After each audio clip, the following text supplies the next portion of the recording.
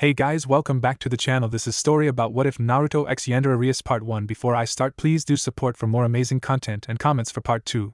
Do consider to subscribe my channel and share my video to your friends and check out the description as well. Let's start the video. Phew, finally all done moving in. Naruto looked at his new room proudly as he wiped a bit of sweat from his forehead. Taking a seat on his bed, he thought all about the events that transpired before he arrived in this new world as he looked over a strange device that he picked up off of his new table. Flashback. He had been banished after all of his hard work had been for nothing, saving the village from Gaara, finding Tsunade to become the next Hokage. Then it all got thrown for a loop when Sasuke decided to abandon the village in exchange for the power that Orochimaru offered just so he could beat his elder brother that killed his entire clan except him. Sakura had begged him to bring Sasuke back, and like an idiot he did just that and brought Sasuke back. He carried Sasuke into the village where he was assaulted by Sakura, who hurt him all because Sasuke had a few bruises whereas he had taken a Chidori through the chest. Being a man, he didn't retaliate, and just walked away as Sakura and the others threw words of insult his way. As he was on his way back to his apartment, Umbu suddenly appeared in front of him, and whisked him away to the council room without even so much as a word as to why he there. Once in the council room they had a huge argument about why he should be killed, but it mostly just amounted to it hurting their precious Uchiha, and him being some kind of devil spawn that would rip out their jugulars when they were asleep. In the end he was given a banishment order that was also signed by the Fire Daimyo due to him being too dangerous and hazardous to the village's overall welfare. He was given until later tonight to get whatever he wanted and to get out of the village and never return unless they called for him like a dog. As he went back to his home, news must have traveled fast as shops all over the village were closed and villagers were out celebrating his banishment. Stepping into his house, he grabbed some old bandages and wrapped the few wounds that haven't healed yet, and lifting a hidden floorboard in the room he took out some kind of strange device. The device itself was some sort of unknown contraption that had a strange gem in the center of it, but for the most part it was mostly white. He found it in his apartment one day. It came with a small note from a mysterious person. "This was a gift from your mother. I am sorry for not giving it to you earlier, but this device also came with a letter. I hope that you can understand what it means, and once again I'm sorry for not giving it to you sooner." And a letter was from his mother. This is what it said. "Dear Naruto, you may not know me, but I am your mother, Kushina Uzumaki. There are so many things that I wish I could say to you, my child, but if you are reading this letter, then it means the worst, and that I have passed away due to some unknown circumstance. I hope that you will never have to read this letter, but this is just in case. I have to tell you about our clan in case no one ever does. And to a certain extent you are from the Uzumaki clan. This clan was known for its sealing jutsus, which made us feared during the Second Shinobi World War, but due to other powers that feared our power we were all wiped out except for me because I was in Konoha at that time, and the knowledge of our sealing arts were also lost. The device that is included with this note is a device that was said to have belonged to a human who could transform into a being of light with powers that any military in our world would have given their entire family trees to own. It was called an EVO thruster. This device was passed down from my father's father to him, so I leave it in your care, and I hope that you will use it to protect the innocent and those close to you. And if you cannot, then get stronger for those that you want to protect. So long as you have the courage to say that it is the right thing to do, then know that you will always have my support. And last but not least, I hope that you can forgive me and your father for not being there for you. I know that you must hate us for not being there, but know that your father and I do love you no matter the choices that you make in life. Love, Kushina Uzumaki." Naruto had tears in his eyes as he read the letter. After being told so many times that he was not loved, abandoned for being a monster, or that his parents were just a bunch of deadbeats that never wanted a child. He was loved by his mother. He didn't care if she was some deadbeat. The letter proves that she loved him and would always be watching over him. It's just that she wasn't here watching him. No, she was watching over him in heaven, and she loved him but hated herself for not being here for him. Picking up the EVO thruster, he always felt warm whenever he held it in his hands, but now was not the time to be thinking about it. Grabbing a backpack, he stuffed whatever he need, be it food, clothes, or tools. He made sure that he took his mother's memento as he left the village, not caring about the people that laughed or sneered at him as he walked out. "I'm not being banished by the village. I am leaving the village to find my goals in life outside. This is my choice in life, and I will walk it all the way to the very end." After being banished, he went around the elemental nations doing a little bit of mercenary work, or just a few odd jobs here and there. While he working at a bread shop, he heard a rumor that there was a cave that was said to be a sort of tunnel to a place where shinobis could not use chakra, and that for hundreds of years people who wanted to live peacefully used it to escape the nightmare that they were in.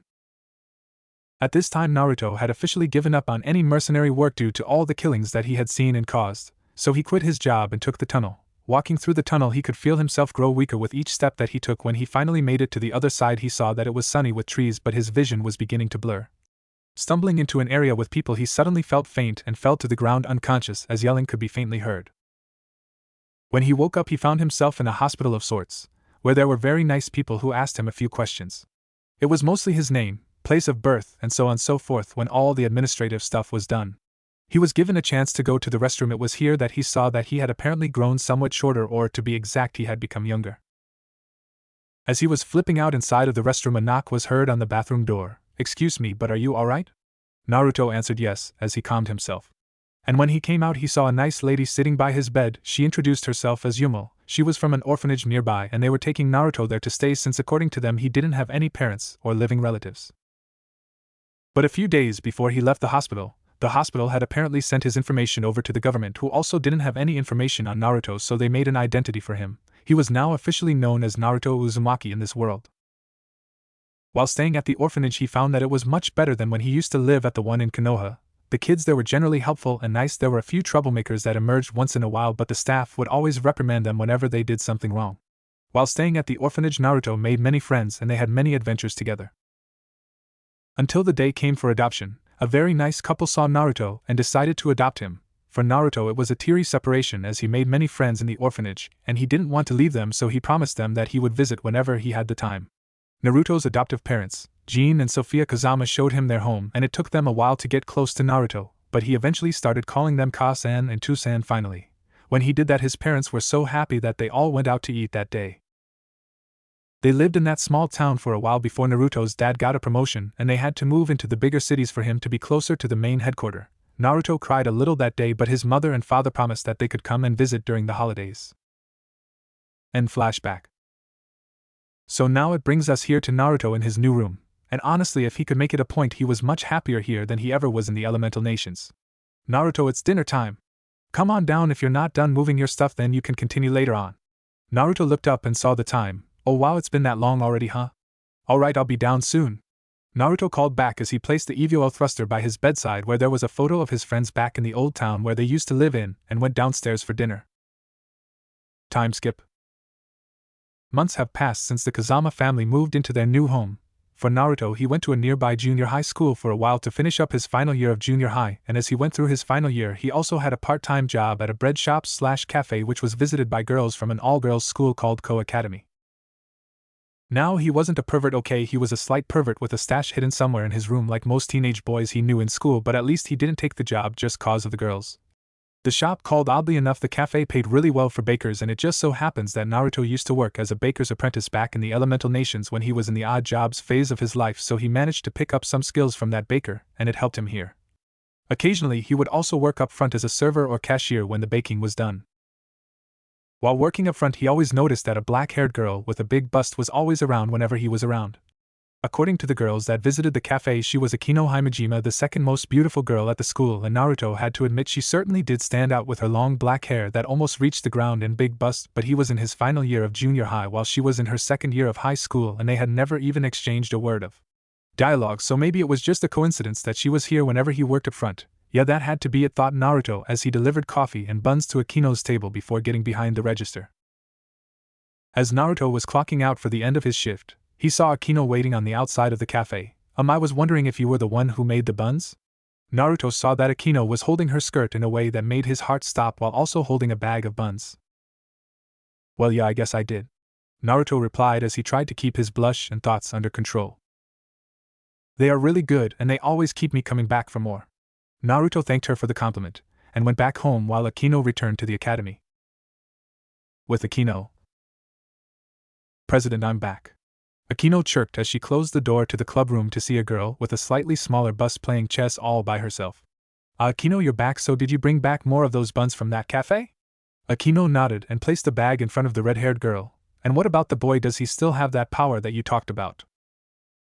"Yes, President. This power that he has is truly a mystery. It is not of devil, fallen angel, or even angel origin.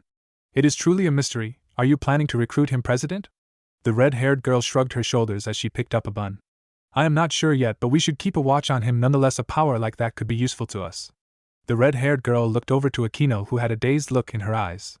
And if her look says anything, then this boy is also quite the looker. She took a bite of the bun, and a great baker as well. Time skip. It had been a few months since Naruto graduated from his junior high with some pretty good marks. With his grades he was able to enter quite a few good high schools, but he heard that Koa Academy, which had previously been an all-girls school, just decided to turn into a co-ed school, all of a sudden deciding to send an application, and he was easily accepted into the academy with the grades that he had. This was also where his parents started acting fairly weird, especially his dad. He was always looking for time to have the talk with him, but luckily for him he always managed to weasel his way out of those. It still didn't stop the checks for his stash from his mother. Thankfully his hiding skills always came out on top of things, and she was still clueless as to where he hid his stuff. He loved his adoptive parents, but he needed his own personal space sometimes.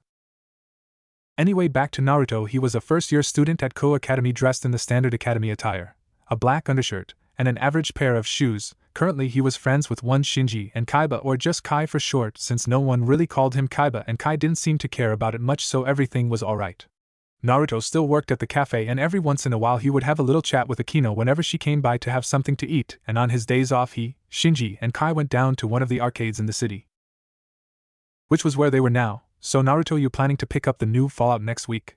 Shinji asked as he performed a combo that sent Naruto's character flying backwards. Of course, I'd never miss out on a chance to play one, Naruto replied as he punched the sky, signifying his win. What about you, Kai? Naruto looked over to Kai, who had a headset around his neck. Meh, RPGs aren't my thing. Naruto laughed as Shinji pulled out a picture of an anime girl and did a poor imitation of her voice. Of course not, Kai-kun would never betray us, nay Kai-kun. Kai quickly tore the picture out of Shinji's hand and cuddled it. Idiot. Don't worry, Mirichan, that brute won't harm you anymore. Sigh, Kai really does love his visual novels, doesn't he? Naruto asked as he checked his watch and jumped out of his seat. Oh man, it's already this late. I got to go. Homework and all that, you know, right? Kai and Shinji nodded as Naruto picked up his bag and waved goodbye to them, since they wanted to play a couple more games before heading home. With Naruto. As he walked home, he opened his wallet to check how much he had. Oh man, going to the arcade so many times a week really does clean someone out. I probably should cut back on going there so many times a week, but then again, hanging out with Kai and Shinji are definitely worth it. Naruto laughed at all the fun times that they had together when suddenly he heard a name call out to him. Wait, please. Turning around, Naruto saw a young girl that was probably around his age. She was wearing a school uniform that consisted of a dark red jacket with the letter P embroidered in gold, a white undershirt, a red bow, and a green skirt with a thin white strip around the lower end of it. Wow, she certainly is cute, thought Naruto as a blush came across his face. Are you Naruto Uzumaki of Koa Academy? Naruto dumbly nodded as she heaved a sigh of relief. Can I help you with something? The girl began to finger her skirt before finally squeaking out, Are you seeing anyone at the moment, Uzumaki-kun? Naruto shook his head, which made the girl heave another sigh of relief. That's a relief. I was wondering if you would go out with me, she asked as a blush came across her face. Naruto had to pinch himself for a moment to make sure that he wasn't in a dream, and when it hurt he himself blushed. I've always seen you working at the cafe, but I've never had the courage to talk to you until now, so will you be my boyfriend? Naruto was taken aback by what she said and was stunned. He unconsciously scratched his whisker marks before he began to babble. I don't know what to say, but I think that we should get to know each other before going any further. Would that be alright with you? Naruto prayed that his response didn't send the girl running away in tears, but she smiled and nodded. So Naruto decided to take a detour from his way home and walk the girl home. As they walked to her home, Naruto was told the girl's name, Yuma Amano, which he thought to be a great name, and they exchanged simple small talk which ranged from dislikes to hobbies and so on and so forth. He even got permission from her to call her Yuma-chan, provided she could call him Naruto-kun. When he finally reached home and told his parents what happened, his father once again tried to have the talk with him over dinner, but he quickly finished it, rushed upstairs to the bathroom, had a shower, and rushed to his room, where he spent a few hours doing homework and sending messages to Yuma before turning in for bed. The next day he woke up and met Yuma on the way to school. There he introduced her to Kai and Shinji. Both of their reactions were priceless, but they gave Naruto and Yuma their blessings nonetheless. As Naruto waved goodbye to Yuma, he felt a pair of eyes watching him. Turning to one of the clubhouses, he thought for a second that he could have sworn that he saw a hint of red. Maybe Shinji or Kai knows something, Naruto thought as he went to class.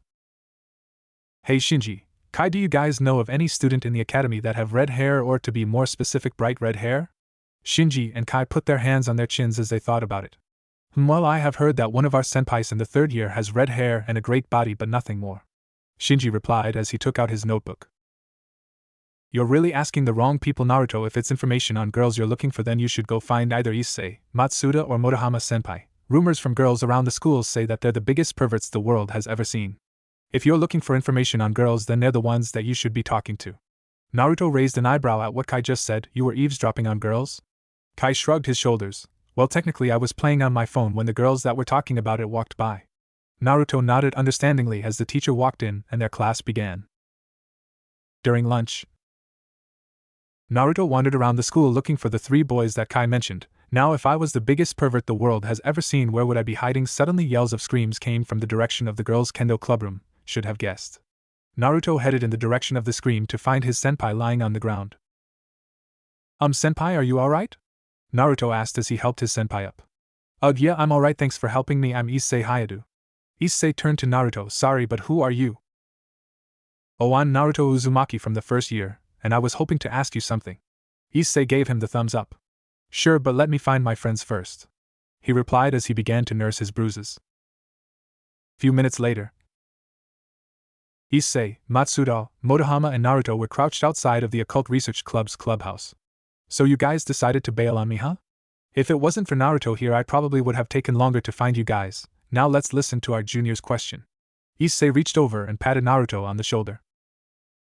Well, I was just wondering if there was anyone at the academy that had bright red hair. Naruto looked up, the sight of the same red hair catching his eyes. Matsuda, Issei and Motohama looked in the direction that Naruto was looking, and a gleam came across Motohama's glasses as he pushed them up. Well, it seems like our junior has found the girl he's been looking for. Rias Gremery-99 cm 58 cm to 90 cm. She's the Occult Research Club, ORC for short, since I don't like typing it all the time. And word has it that she was from Northern Europe. As soon as Motohama finished some of her basic information, Rias turned away from the window and proceeded into the clubhouse. So does that answer your question, Naruto? Naruto nodded and stood up, brushed his pants leg, but before he left he heard Issei call out to him. Hey Naruto, you're an alright kid. If you've got time on your hands, then you can spend it with us, alright? I'll be sure to keep that in mind, senpai. Naruto replied as he went back to the main school building for a quick bite before the bell rang and they had to get to class. After school, Naruto said goodbye to both Shinji and Kai as he headed off towards the cafe. There he found Yuma seated down at one of the tables. She waved him over. Over here, Naruto-kun. Naruto went over and took a quick seat. Sorry, Yuma-chan, but I have work today, so I can't stay long. Don't worry, Naruto-kun, I can wait. I brought my homework.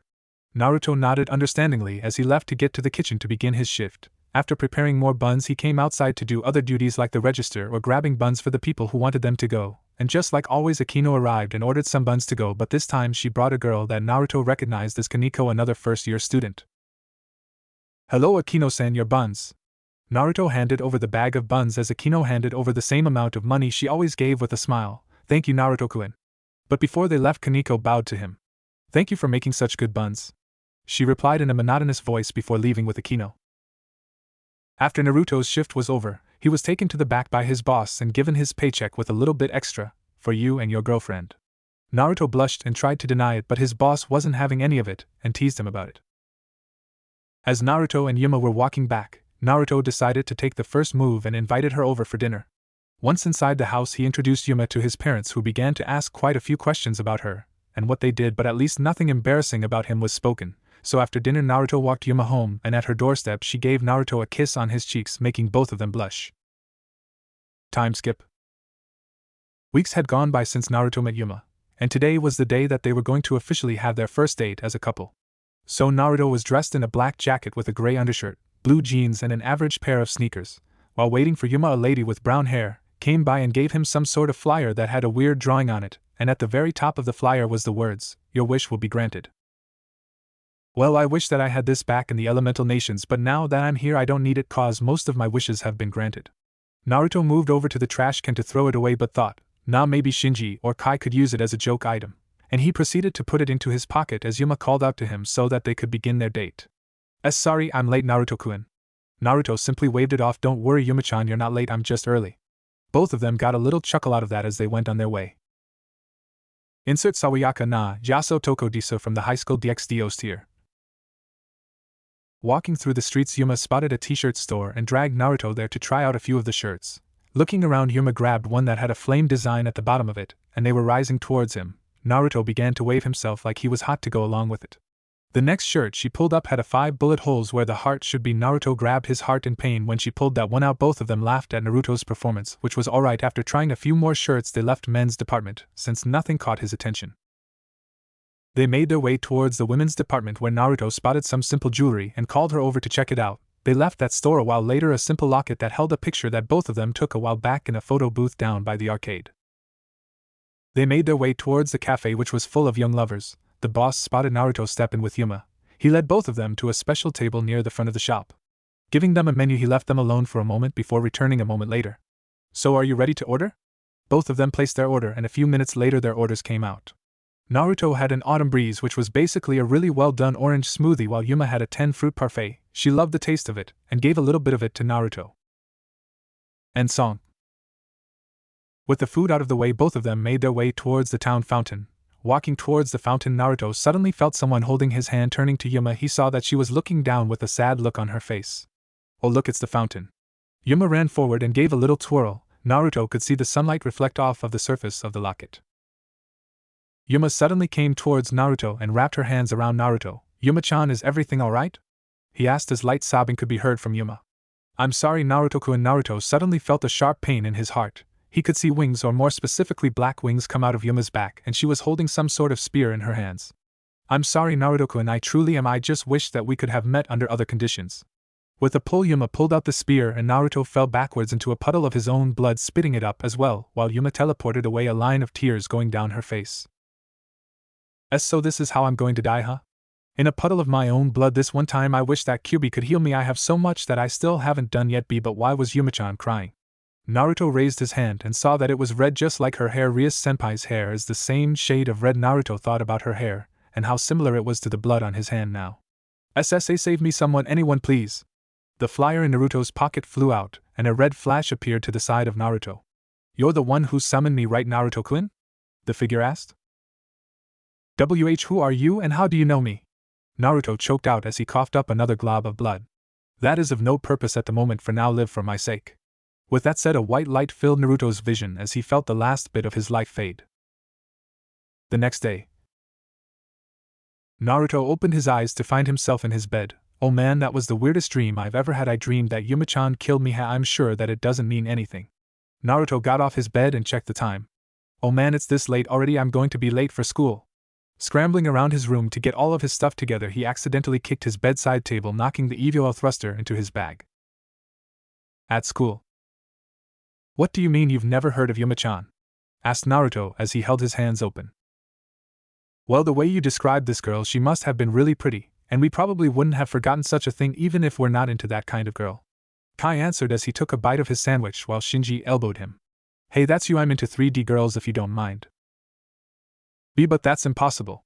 I have her phone number and text messages right here. Naruto checked through his cell phone but found nothing. It's gone. They're all gone. That's impossible. Shinji came by and placed his arm on Naruto's shoulder. Hey, don't worry about it, Naruto. Shinji could see the depressed look on Naruto's face. Hey, don't worry about it, Naruto. How's about you guys come by my place for some amnesia? It's been a while since we've played that and screamed together. So how's about it, huh? Naruto reluctantly agreed to it when he felt someone looking down at him. Looking up, Naruto saw Rias by the staircase, and in the hallway behind her he could hear squeals from the girls about her. Rias walked down the stairs, and as she walked by Naruto he could have sworn that a smirk came across her face. What does this mean? Later that day, Naruto, Kai and Shinji were at Shinji's house. The blinds closed and the volume turned up as loud as they could. Hey guys, could we turn the lights down? It's still kinda bright, and it's ruining the mood, whispered Naruto as he rubbed his eyes. Hey, are you nuts, Naruto? This is already as dark as we can go. Shinji whispered back. Are you sure you're feeling alright, Naruto? I don't know guys, maybe I'm just not feeling it today. Naruto picked up his bag. I'll see you guys tomorrow. I'm going to go home and grab some sleep. Alright then, Naruto, get a good night's sleep and we'll see you tomorrow. Shinji replied with concern while Kai also waved goodbye to Naruto. With Naruto. When he left Shinji's house he felt much better. Oh man, the sun is setting already, huh? He didn't feel like going home anymore. That's weird, I feel stronger, and I'm seeing things better than I ever have. Naruto flexed his hands and turned them over. Nothing was different. Himself thinking that it was just some excess energy, he decided to walk it off by going about town. As he aimlessly walked about town. Walking about town he found himself at the fountain. Yuma-chan, why were you crying? And just what am I now? Naruto fell to his knees and cried. All I wanted was to live a normal life, but now all of this has happened. What is going on? Naruto screamed it to the air, but he suddenly felt someone or something behind. Well, this is certainly a surprise. I never thought that I would find someone like you in a place like this. Who are you? Asked Naruto as he began to inch backwards. The mysterious man raised his hat, and Naruto could see his eyes glinting with the hint of madness and murder in his eyes. Don't run, for this will make it easier for both of us. Light began to throb inside of Naruto's bag. Quickly opening it, he spotted the EVOL thruster. Slowly he drew out the EVOL thruster from within his bag and looked at it with curiosity. The EVOL thruster is throbbing.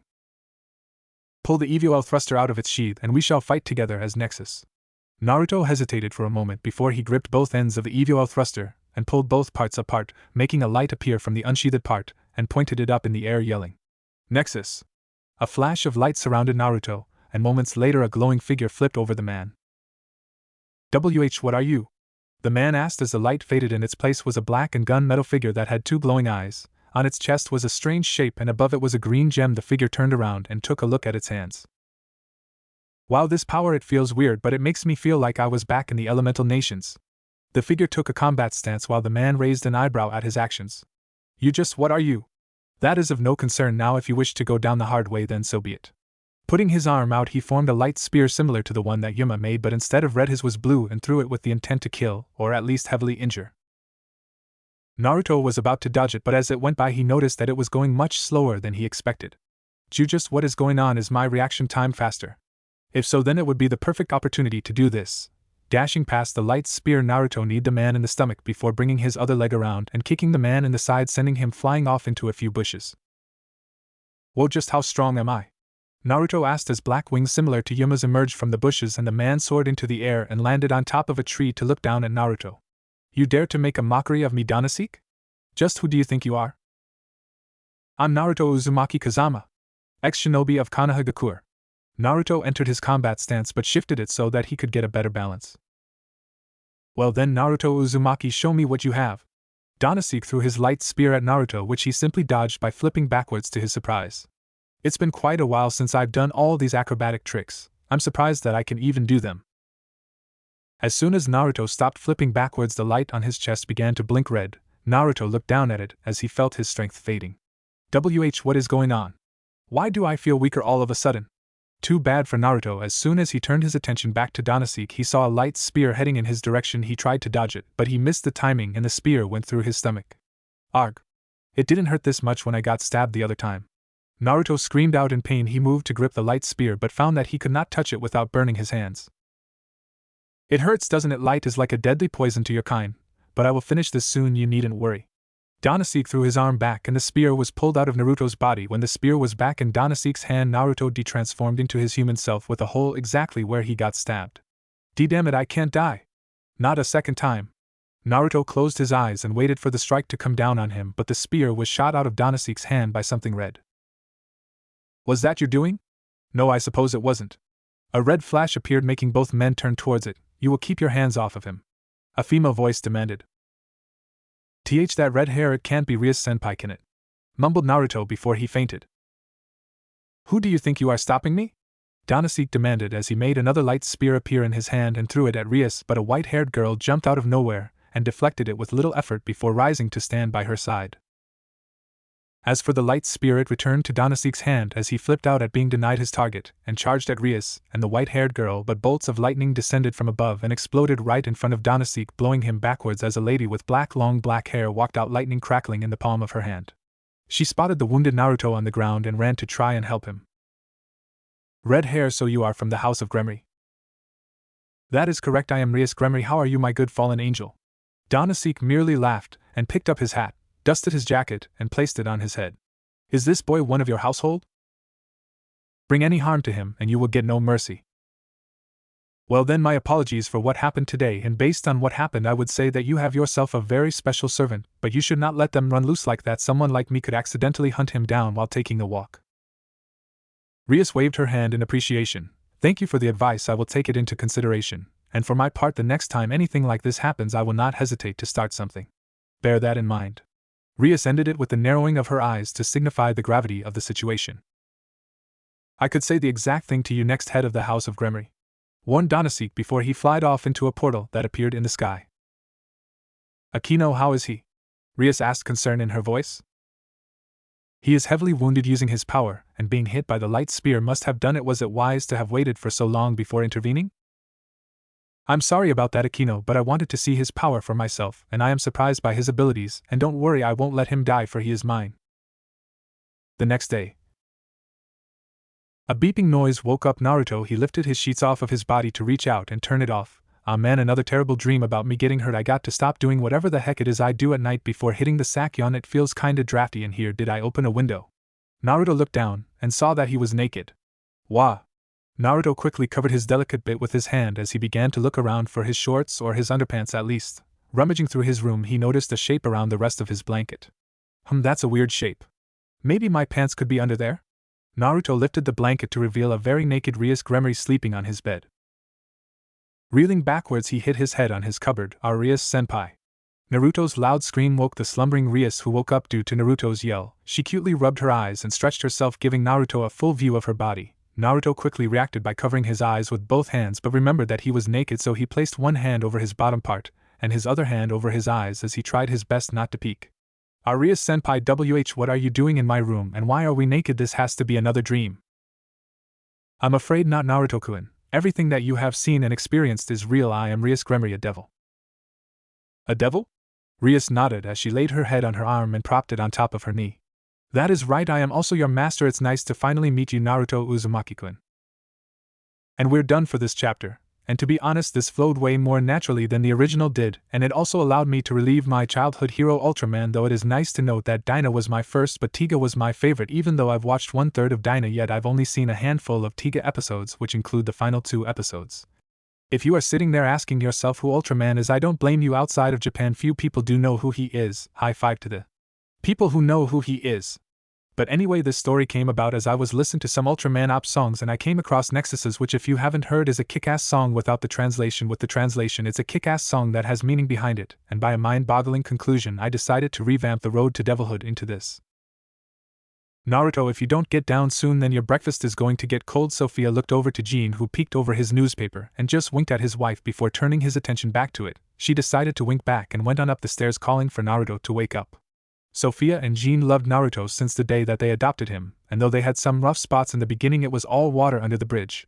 But since he was now in that age range when kids started to do weird things with their time, they just wanted to poke fun at Naruto so that he could hopefully control his urges.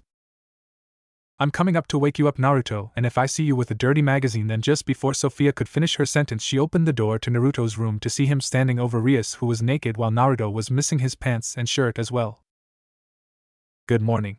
Rias greeted Sophia while Naruto's mouth was unnaturally wide, staring at his mother, who had to be thinking all kind of weird things. Oh man, I never wanted my parents to catch me like this. Good morning, please hurry up and get ready for school. Sophia dumbly stated as she closed the door, shook her head and pinched herself, realizing that what she saw was true and that Naruto was indeed naked with an older woman who was a foreigner. Inside of the room, Naruto slid to the ground and continued to dumbly stare at the door, when footsteps could be heard shuffling downstairs. Jean. What's wrong, Sophia? Did you catch Naruto doing something funny? Guy, I told you we shouldn't have done that to him, but no, we just had to do things your way. No, it wasn't that. It was an older woman with him, and not just that, I think she was a foreigner. A foreigner and an older woman to boot. Our Naruto has really grown up. Jean received a kick to his face courtesy of Sophia. Don't say that, Jean. I'm too young to be a grandmother. Sophia cried as she continued to kick Jean. Naruto heard all of it pretty clearly, even though the door muffled it. Looking over to Rias, he saw that she was giggling. My life is over, they'll never let this go for the rest of my life, mumbled Naruto as he began to rock back and forth. He reached over to his bedside table to grab the EVO thruster, but found that it wasn't there. Shooting up, Naruto began to scramble about his room, intent on finding it. What are you searching for, Naruto-kun? Rias asked as she held the warm white object close to herself. I am searching for my mother's memento, Naruto replied as he ruffled through his bag, tossing stuff out of the way to find it. Oh, is it white, and when you hold it close to you it emits a warm feeling? Naruto was shocked by what Rias had said and turned to her. That was when he saw Rias holding the EVO thruster close to her, covering his eyes. He reached out his arm. Yeah, that's right, and I think you holding it, senpai. Rias giggled before placing the EVO thruster in his hand. I also think that you should cover yourself up cause your everything is showing.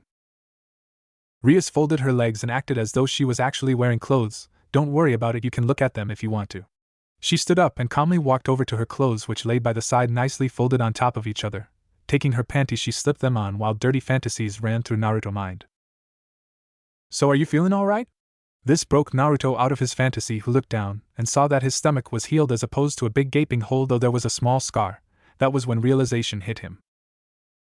Then everything that happened was real? He looked down at the EVOL thruster, which began throb. I must say the abilities that you showed off were definitely the most surprising thing I have ever seen, and that is saying something considering what I have seen, though your healing is of note as well, even though it was a fatal wound you healed within the night with a little help from my magic. Magic? Naruto sounded surprised that such a thing actually existed, but then again he was a de-aged ninja who used to be able to walk up walls and do other cool stuff, but still magic, it seemed like such a mysterious aspect of this world. Rias nodded as she put her bra on but just couldn't reach the clip. Naruto, could you help me? Rias asked, moving her hair out of the way to show Naruto the clip. I'm alright, but first let me get my pants on. Rias nodded, so Naruto opened up his drawer and took out a pair of boxers and put them on before going over to help Rias clip her bra together. Since this was awkward, Naruto decided to talk so as to lessen the feeling. Not to make this feel even more awkward, Rias-senpai, but why were we naked? Well, how did you think I was supposed to transfer energy to you? Dirty thoughts entered Naruto's mind, but they stopped when he felt Rias's hand on his shoulder. Don't worry, Naruto-kun, Rias smiled, making Naruto blush. I'm still a virgin, she happily declared, making Naruto let out a breath of sweet relief and faceplant at the same time. Rias-senpai, this is no time to be joking. Though the thought of nothing happening between us is definitely reassuring. Naruto picked himself up before realization hit him. Wait, you said something about being a devil. Was it true? Asked Naruto as Rias came around and ran her hand across his lips. Yes, that is correct, Naruto-kun, I am a devil and your master. You won't mind if I call you Naruto-kun, right? Naruto shook his head as both of them proceeded to put on their school uniform before explaining everything to Naruto's parents over breakfast about what happened, and surprisingly they accepted it as some weird teenage culture that was going on now. And as they ate breakfast, Naruto could even hear Rias mumbling about how she didn't even need to use her magic to charm them into believing her, but Naruto just brushed it off as a weird mumblings. About half an hour later, both Naruto and Rias walked into school alongside each other, with Naruto holding both of their bags. Rias had a smile on her face while Naruto tried to look as normal as he could, while both boys and girls had different reactions to both of them walking alongside each other. For the boys, the majority of them were jealous of Naruto for two reasons. One, he was walking alongside Rias, who was the best looking girl in the school, holding her bag as well, and the second reason was because he was a first-year student walking alongside her. As for the girls, they were jealous because he was walking alongside Rias, and that both of them had some secret senior/junior relationship that had been going on for a while now, and they were now just going to admit it. For most of the third-year and second-year students, they thought that they could get to Naruto's heart first, since most of them visited the cafe during lunch when Naruto worked there, as he was finishing his last year of junior high, or when they were in the area with friends, and thought that he would be great boyfriend material. As for Naruto, so many things were just going through his head that it was amazing that it didn't just explode. Rias being a devil, the fact that he was able to transform into Nexus's mind was in a mess that he didn't catch anything that was said by the boys and girls of Koa Academy. Naruto. This broke Naruto out of his thought to see that Rias was waving her hand in front of his face. Naruto, are you listening to me? Oh, yeah, Rias-senpai, what is it? Naruto asked as he embarrassingly rubbed the back of his head. I will be sending someone to get you later on, alright? Rias had her hand out, so Naruto gave her her bag. Wait, later on? What do you mean by that? However, Rias had already excused herself from the conversation so that she could get to her class that was about to begin, while Naruto begrudgingly made his way to his own class, boys and girls staring at him with different feelings. When Naruto reached the class, he was met by Shinji and Kai. Both guys were smiling with the same smile they always had when they were out having fun together. Hey Naruto, what's up? Heard a lot of commotion going down by the school gate. Anything special happened between you and that Rias-senpai that you want to tell us? Nothing special, I just walked to school alongside Rias-senpai, and I also held her bag, nothing more, nothing less. Naruto stated flatly as he took his seat. Shinji and Kai saw how he was and decided to drop the matter until later when Naruto was in a better mood. After school. So Naruto, you feeling better? If so, then let's talk about this morning and afternoon? Shinji asked as he tossed Naruto a soda and sandwich. Naruto gave a simple smile as he popped open the soda and took a long drink. That felt good. Listen guys, I'm sorry about how I acted this morning, it's just... Kai interrupted Naruto due to the noise of him turning his chair around. Don't worry about it, we're buddies, so wanna tell us what happened? Nothing really. I just walked to school with Ria-senpai and the students in the upper levels didn't take it so well. Both Shinji and Kai had a good laugh about it. When both of them relaxed, Kai came around and placed his hand on Naruto's shoulder. Well, I guess Naruto's all grown up, huh? Sigh, we all are growing up so fast, or maybe he's into older women. Kai! What's that supposed to mean? Naruto demanded as he shifted his arm and held Kai and Anugi, who struggled around in Naruto's strong grip to get out of it. Come on, I dare you to say that again. Say it. Kai just continued to laugh as he fell off of his chair. Ow ha ha ha, I'll stop it, Naruto. As for Shinji, he was already on the ground holding his stomach from laughing, but it all stopped when sighs of cuteness could be heard outside of their class. The door opened to reveal Kaneko standing in all her cuteness. Kaneko-san? Oh man, Naruto isn't just into older women, he's into Lolas as well. The tick mark on Naruto's head grew much larger as he clenched his fist in comedic anger. Kaneko looked much younger than she actually was, which led people to call her the school's mascot or something else.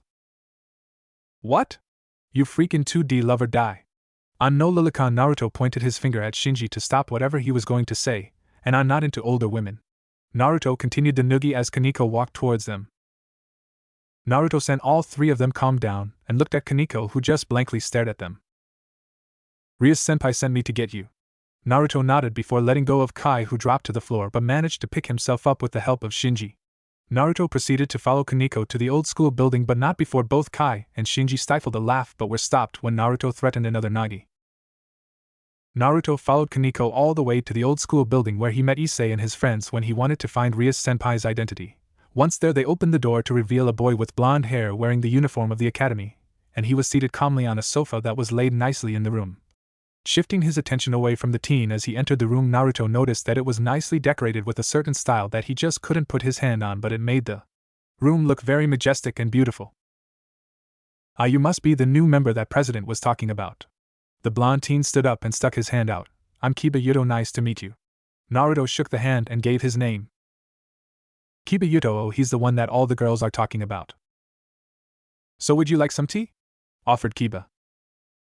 Naruto accepted the offer and took a seat as Kiba pulled out a teacup and poured a cup for Naruto, while Kaneko pulled out a bigger than average bar of chocolate and began to take small bites out of it. As Naruto drank the tea, he heard the soft sound of a shower running. Kiba-senpai, is there a shower here? Kiba nodded his head. Rias-bucho is using it at the moment. Rias-senpai. Dirty thoughts immediately began to invade Naruto's thoughts, but he tried to control them to the best of his ability. Bucho, your clothes are all ready. A familiar voice mentioned as she stepped out from behind the curtain to reveal herself. Aka Akino-chan? Oh, Naruto-kun, it's nice to see you again, and you're looking so much better as well. She happily acknowledged as Naruto returned the comment, and a few minutes later Rias stepped out of the curtain drying her hair while apologizing to everyone for making all of them wait for her.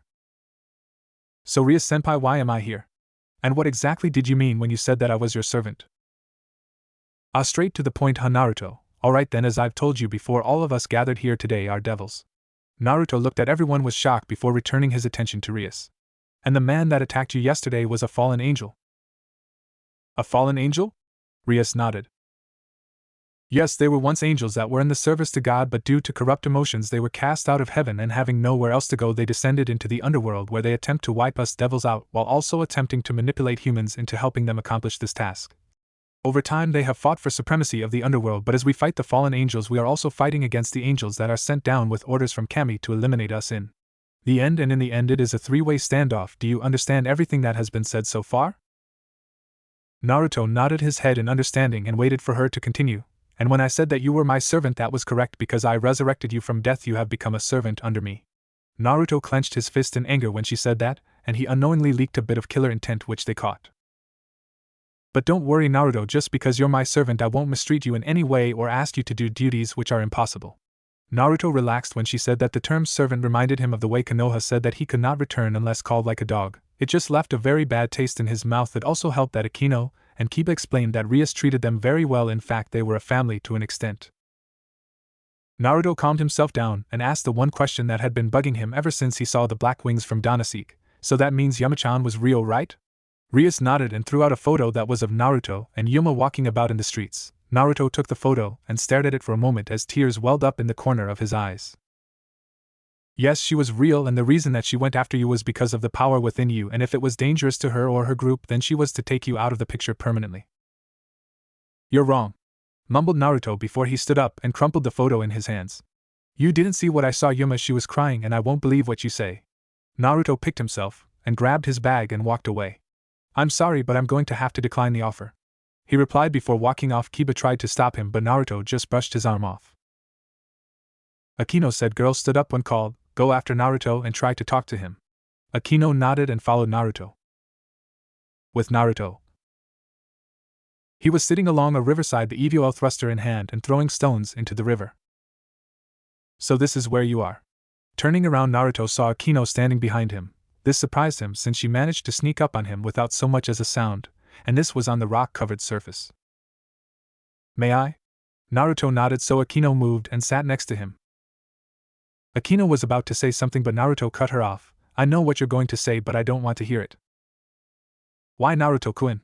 If you just let Rias explain herself, then you'll understand where she is coming from. It's because I like Yuma. When I was born, my parents died, so I've always been an orphan my entire life. When I was a kid, I saw this girl that I liked, and I wanted to do everything that I could to get her attention, even if it meant being hit by her or looking like a fool. But when I met Yuma, it felt totally different than when I had feeling for that other girl. I didn't need to act like an idiot in front of her, and whenever I messed up Yuma, she just laughed and thought it was cute, and I realized that the feelings that I had for Yuma were true. You may call me an idiot for saying this, but I just don't want to think about our relationship like that. Even though I'm now a devil and she's a fallen angel, I just can't. Naruto wrapped his arms around his knees and brought them close to himself as he cried. And this whole thing about being a devil is just so weird. I mean, I never wanted this. All I wanted was to live a normal life, but now I've had this forced upon me and I'm just so frustrated. Akino placed a hand on Naruto's shoulder to comfort him. I understand your feelings, Naruto-kun. Sometimes life throws us things that we can't handle, or don't think that we can handle, and we just feel overwhelmed with what has been placed upon us, but because of the people around us, we're able to come to understand what we've been handed, and from there we can handle it, and make our choices about what we should do. Naruto looked over to Akino, who just smiled, and this gave him a moment to think about it. Thank you, Akino-chan. Naruto dried his tears and hugged Akino in thanks before both of them made their way back to the school, having the small talk that they always had whenever she visited the cafe. And if he had any problems, then she, Kiba, or even Rias could help him get through it. After all, they were in it together as a group, and to a certain extent they were also family. So Akino-chan, I've always been wondering one thing, and I hope you don't mind me asking? Akino looked over to Naruto. What is it, Naruto-kun? Well, I was just wondering if you had a boyfriend. Akino gave a strange look to Naruto, who started to wave his hand. Oh no, don't get me wrong, I mean you're a beautiful and nice girl, but then I just find it weird that you would be single. Akino simply giggled before replying, that's alright, Naruto-kun, I don't have a boyfriend, though there is someone that I do like, and I hope that one day I do get to tell him that. Well then, if you do tell him, then I'm sure that he'll accept it, assured Naruto as he walked ahead while Akino stayed behind and twirled her ponytail with slightly saddened expression on her face. I hope so. Hours later, Naruto was walking along a lonely road with an empty bag by his side. After apologizing to Riaspucho for his actions, he was given a light punishment which consisted of a week's worth of delivering the same kind of flyers that he got from the lady by the mall the hard way, but he took in stride since he was clearly in the wrong. And besides, if he was ever going to meet another one of the fallen angels, then he would need to get himself into fighting shape, and the best way would be by doing something physical. As for the flyers, they were apparently magical circles that would be able to summon any of the ORC to their location to fulfill their wish, but each devil had a limit to the wish that they could grant due to the price of the wish the human wanted granted. Naruto would come to learn more about that after serving his punishment. Time skip a week or so. Naruto had fully served his week of punishment, and was now going to receive his first ever assignment as a devil. Well, he could technically say that he was covering for Kiba, cause it was thanks to some counseling from him that Naruto was able to cope with the whole devil situation, so Naruto decided to let Kiba have the night off by taking over his duties. It was a very simple process. According to Riaspucho, he would just do whatever he could do to grant the wish of the summoner, and then accept payment after the deed was done, but he could not do a wish that was too far out there, cause even devils had their limits on what they could do, and since this was a returning summoner, Rias was confident that Naruto could handle it, but before he went, Rias wanted to make sure that he was ready in case of anything, cause he couldn't always transform into Nexus to defend himself. So now he was summoning forth his sacred gear, which Rias said that all humans possessed. Naruto, hold out your arm and think of something you feel to be the strongest.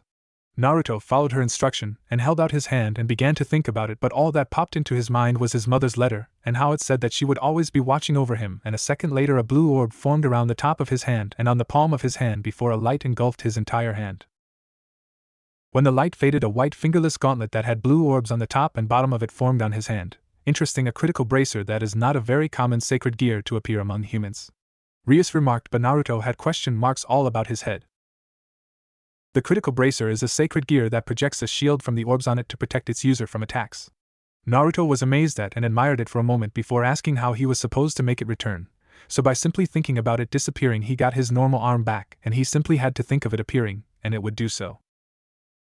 Alright, now Naruto, just go there and fulfill the contract, alright? Hi Bucho, I'll do my best, Naruto assured and stepped into the magic circle that would summon him to his summoner, and he disappeared in a flash of red light. Hours later, Naruto left his client's house a little happier that he could help someone out when they needed it. He could have teleported back to the clubhouse if he followed what Akino said about using the seal, but he found that the energy he gained during the night was just amazing and he wanted to burn some of it, so he decided to walk back to the clubhouse instead of teleporting back. But as he was walking back, the sky suddenly turned a different color, and he sensed an ominous presence behind him. Who's there? The sound of high heels could be heard approaching him. This presence, it's similar to Danasik. Could it be Yuma? No, this presence, it's much darker and evil. Slowly the figure walked into the light of a nearby lamppost where Naruto could see that she had long navy blue hair, and she was wearing what appeared to be like a trench coat that opened at her chest, giving anyone who saw her front a nice view along with a mini skirt. This is unusual, very unusual.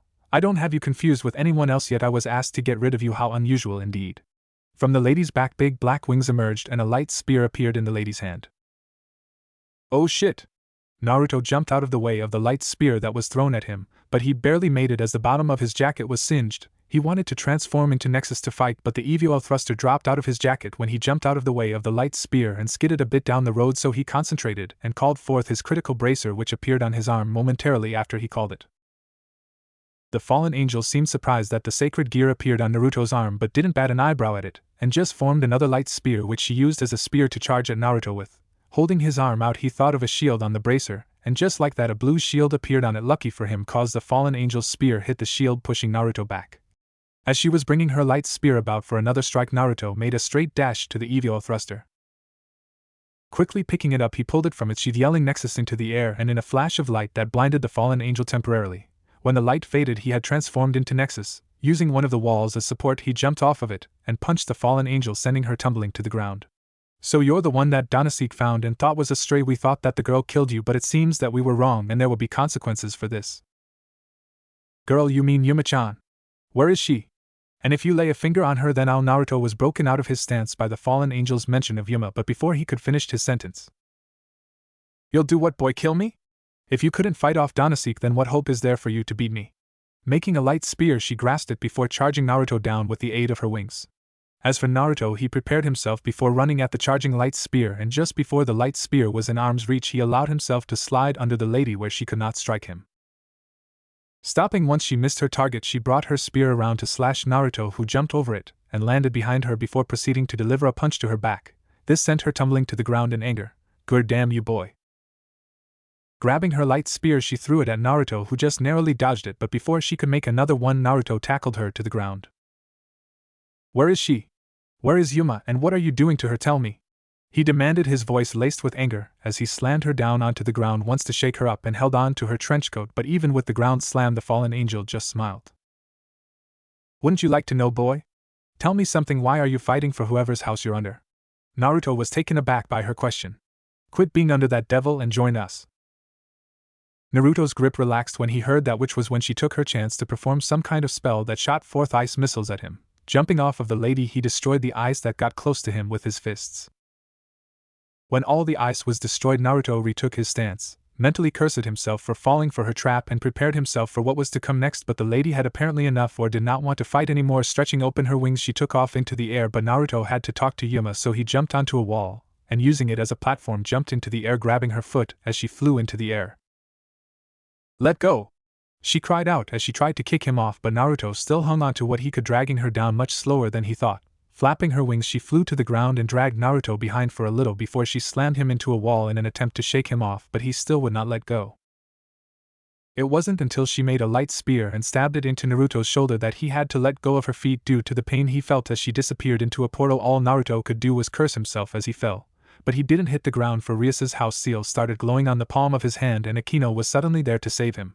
Era Naruto-kun, shouldn't it be the ladies in this position?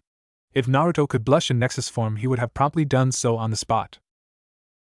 With a simple spell, Akino got both of them back to the clubhouse where Naruto detransformed and told them what happened minus the part about Yuma, and to let Akino check his wound and heal what she could.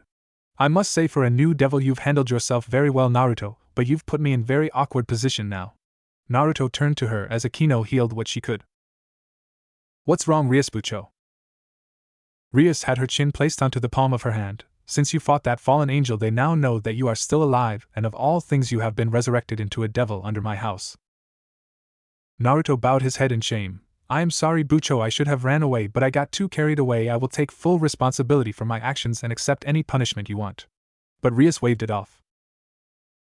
Don't worry about it, Naruto, all of this was just a simple accident, so it couldn't be helped. I just want you to remember to not get carried away by the moment, and try to fight them off. Better devils have tried and some have failed miserably, losing their lives in the process. You are under my command, Naruto, and I will not lose you that way.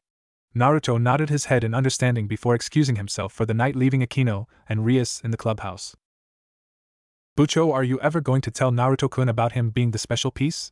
Akino asked. No, Naruto has enough on his mind at the moment. He will find out at a later date. Rias had been wondering what was so special about Naruto. He had a pretty good healing, and then there was his abilities. When she tried to resurrect him, his power fluctuated, making it difficult to decide which piece to use, and in the end she ended up using 7 pawns to resurrect him, each one containing a measure of Naruto's power. Reaching to the back, Rias pulled out a book and turned it to Akino to see. The title was Legends and Myths from the Days of the Lost. I have been reading about old legends and myths from the time before our creation, and this is what I found. Rias flipped open to a certain page and allowed Akino to read it clearly.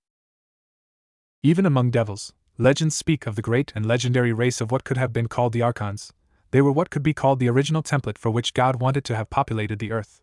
The remaining records among the devils say that these Archons thought themselves perfect. Some even thought of themselves as equal to God or even greater, and so in the end a majority of them rebelled against God. The minority that stayed on God's side and became the very first set on angels, and with their ascension God decided to make an army to fight against the remaining Archons in the form of other angels. One of the pictures at the side showed carvings of human-like figures fighting against winged figures. In the end the uprising was put to rest, and the Archons that rebelled against God were banished away from his realm to another realm where God created many giants of immense power that were given the duty of watching over the Archons and whatever they may make, so that they may never return to God's realm, or their creations could not threaten it. But if they managed to do so, then they would lose much of their powers upon entering God's realm. Not much else has been known after these events, for all records of the Archons were then sealed away by God. It was only when Lucifer, the highest of the remaining Archons that remained on God's side during the uprising fall, did the slip of the Archons' existence become known, but even then nothing can be confirmed, for most of the records of these uprising have been lost with time. Pictures by the side showed the Archons being banished, and giants of varying design with different crests standing guard. Bucho, you don't think that Naruto is one of them, do you? Rias sighed and slipped her fingers in between each other. I don't know, Akino, there are signs of him possibly being one, like his power fluctuations, but these are all assumptions at the moment. These Archons are a possible thing of mythology, or they could have actually have existed at one point. I may have to ask Anais and he may have more clues about this, but unless we have a time machine then we may never know the truth. With that said, Rias returned the book to her bookshelf, turned off the light. Both of them had a long day, and they would both need the rest. The next day, Naruto was walking alone from school thinking about yesterday's incident. Man, I hope that Rias-senpai isn't angry about what happened yesterday. Sigh, something must really be wrong with me. Last week it was walking out of the meeting, and this week was the fight with that fallen angel. What will next week bring? Disobeying orders. Oh please no, she'll officially hate me by that point. Naruto continued to sigh. Still, that fallen angel mentioned Yuma-chan. Hopefully they're not doing anything to her, but if they are, Naruto clenched his fist in anger, but he was broken out of his thoughts by a squealing noise. Turning around, he was greeted by a pair of white panties, and from the looks of things this lady had fallen over, and from the look of things it was because of the heavy luggage that she was lugging about. Going forward to help the lady, he caught a glimpse of Lady and saw that she had blonde hair, which probably meant that she wasn't a native to Japan. Are you alright? Naruto offered his hand to the girls that fell down, and she spoke back to him in English, which he probably couldn't understand if he was a normal human, but one of the most useful or useless skills of being a devil, depending on your look at it, was the power to understand any language and speak it as well. Who would have thought? The lady accepted his hand and pulled herself up and dusted herself off. When Naruto helped her up, he could see her green eyes, but what got his attention was her attire. She had on a dark teal dress with blue accents, a white veil over her head that had crosses on it, and the most scary object to Naruto was the silver cross necklace that was hanging around her neck. "Ah, thank you for helping me," thanked the lady. She wanted to thank Naruto but didn't know his name, which Naruto realized. "Alright, you can call me Naruto, Naruto Uzumaki." With his name known, the girl proceeded to thank Naruto, but before she could, a gust of wind came by and blew her veil off of her head, revealing her blonde hair and sparkling green eyes to Naruto. "Wow, she has a pretty set of eyes," thought Naruto before he pushed the thought out of the way. This girl's laundry was all about the place, and it was no time to be staring at her. "Anyways, let me help you here." She nodded, but before they could start, her veil flew away, so Naruto chased after it before he returned it to her. Once the veil was returned to her, she placed it on her head in a way so that it would not fly off so easily. "Thank you for helping me, Naruto." Don't mention it. From your appearance, are you perhaps from the church?" Well, not exactly. I was assigned here to be a part of the church here, but the girl began to cutely poke her hands together in a way that Naruto felt brought more of the cute look to her. "You're lost, aren't you?" She lowered her head in embarrassment before giving a small mumble of yes. "Well, don't worry, the town really isn't that big, so why don't I help you find where you're looking for?" A smile came across the girl's face. "Thank you, Naruto, and please call me Asia Argento," she chirped out before moving towards her luggage, but Naruto picked it up for her instead. "Now let's go find what you're looking for, Asia." A while later, Naruto and Asia were walking towards the local church, and all the while they made small talk about Asia and how she was traveling all alone in a region that she did not know. This was a really dumb move on the church to send someone who was unfamiliar to the area out here alone. "You should tell them that, Asia." "I'll be sure to tell them that." However, their talk was broken by the cries of a little boy. Looking over in the direction of the cries, they saw a little boy with a scrap on his knees crying. Asia moved over to the boy, and that was when Naruto noticed a ring on her hand with a green gem on top of it. "Don't cry, boys shouldn't cry when they are hurt like that." Of course, the little boy couldn't understand a word of what she was saying since it was all in English. But as Asia was speaking to the little boy, a green glow covered the wound, and right before their eyes the young boy's wound began to heal until it was like the wound had never been there to begin with. While the boy was amazed at what had happened, Naruto was looking at his hand. When the green glow appeared, he felt something resonate within him, but he couldn't place his hand on it though. Her power did seem similar to the healing abilities that the Kyuubi granted him. "There we go, all done!" Asia happily chirped out, her good deed done. The boy stood up for a moment and felt no pain, so he ran around the playground for a bit, dragging Asia along with him, showing her the swings, slides, and everything else there. A lady soon came by and picked the little boy up. "Mommy, look, the nice lady healed my knee."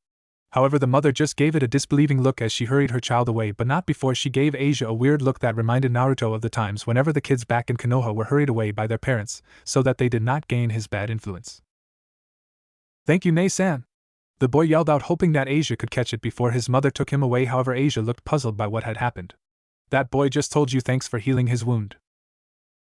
A smile came across Asia's face when she realized what the boy had said to her. "It was nothing really. God gave me this gift, so he must have wanted me to help people regardless of how they feel about me."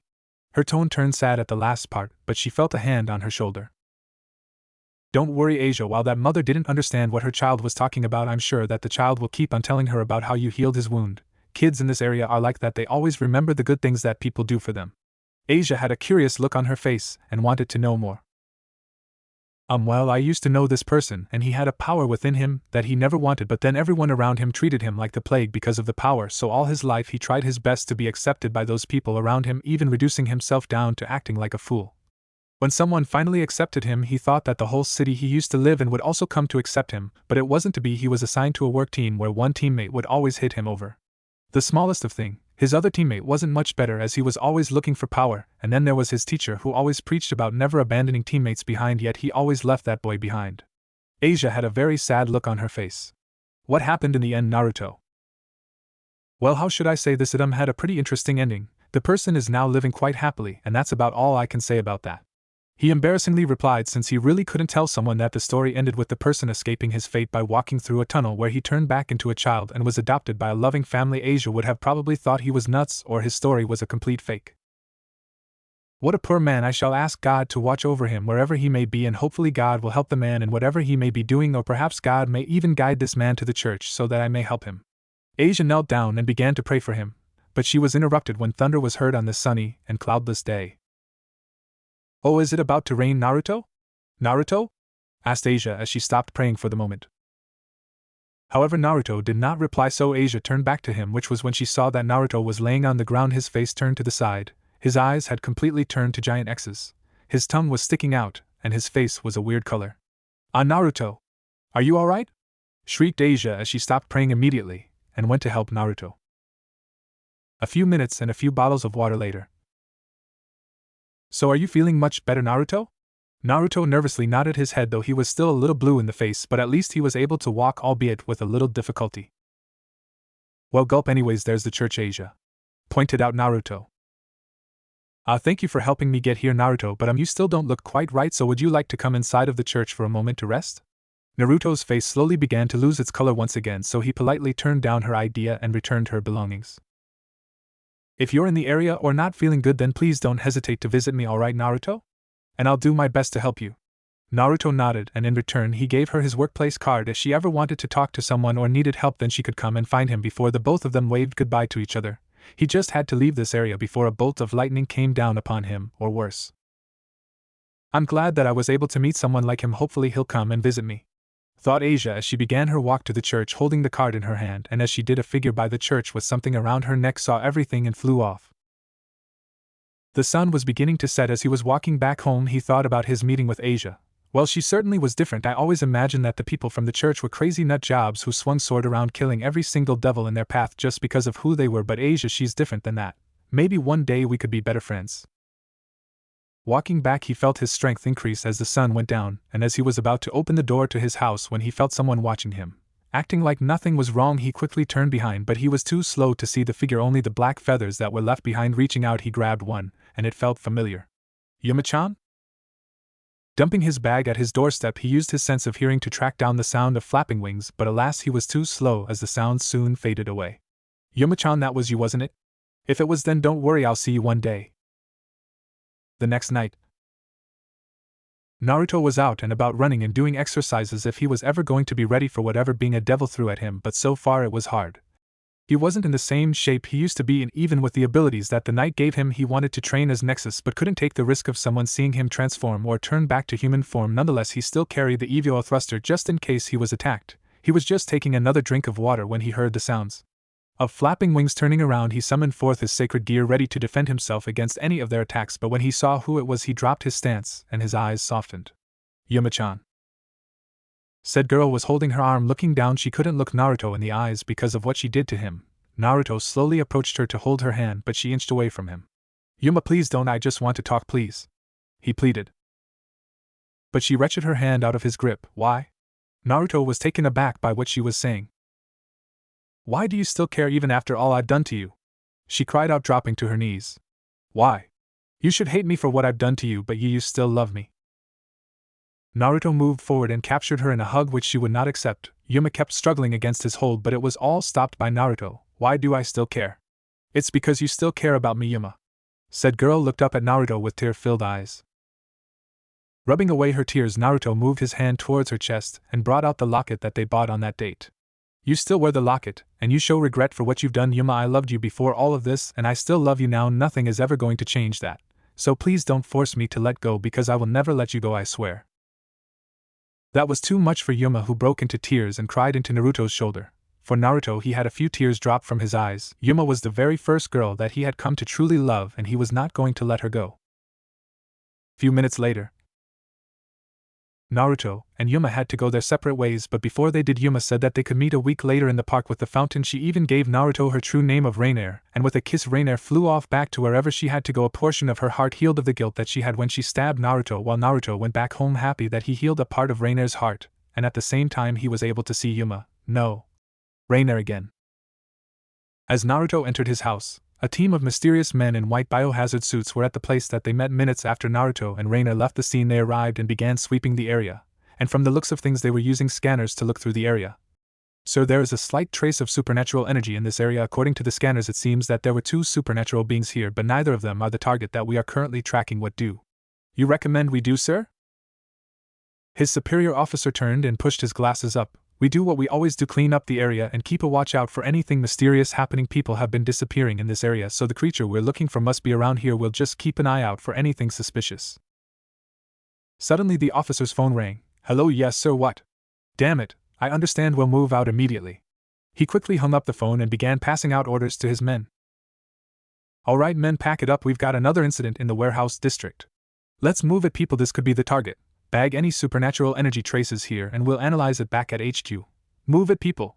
The officer clenched his fist in anger. Damn them causing us all these problems, but this is why we are here, to make sure that they can't harm humans.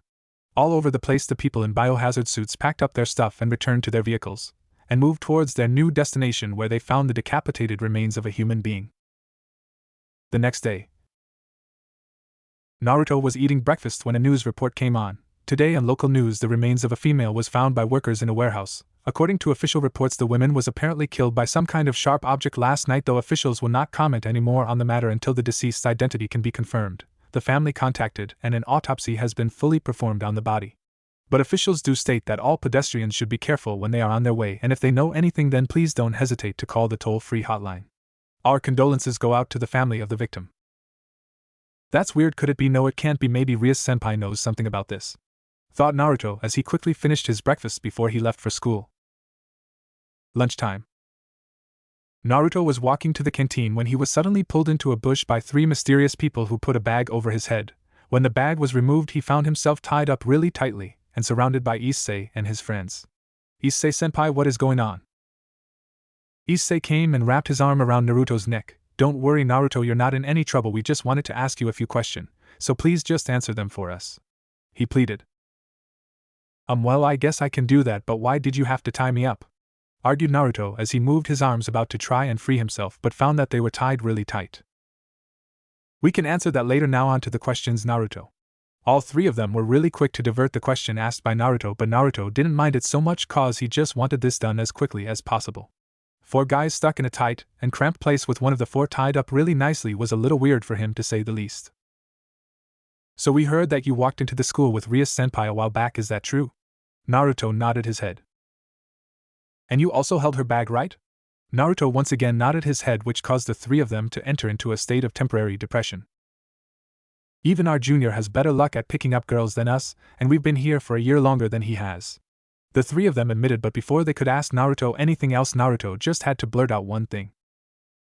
Well, technically speaking, I've been working at the cafe nearby since my final year of junior high, and since most of the girls do visit there during lunch for the buns that I've made, I actually know most of the second-year students and some of the third-year students. The jaws of the 3 boys dropped even further than before upon Naruto's admission. What? Did you hear that our junior works at the most prestigious place to see the girls of the academy?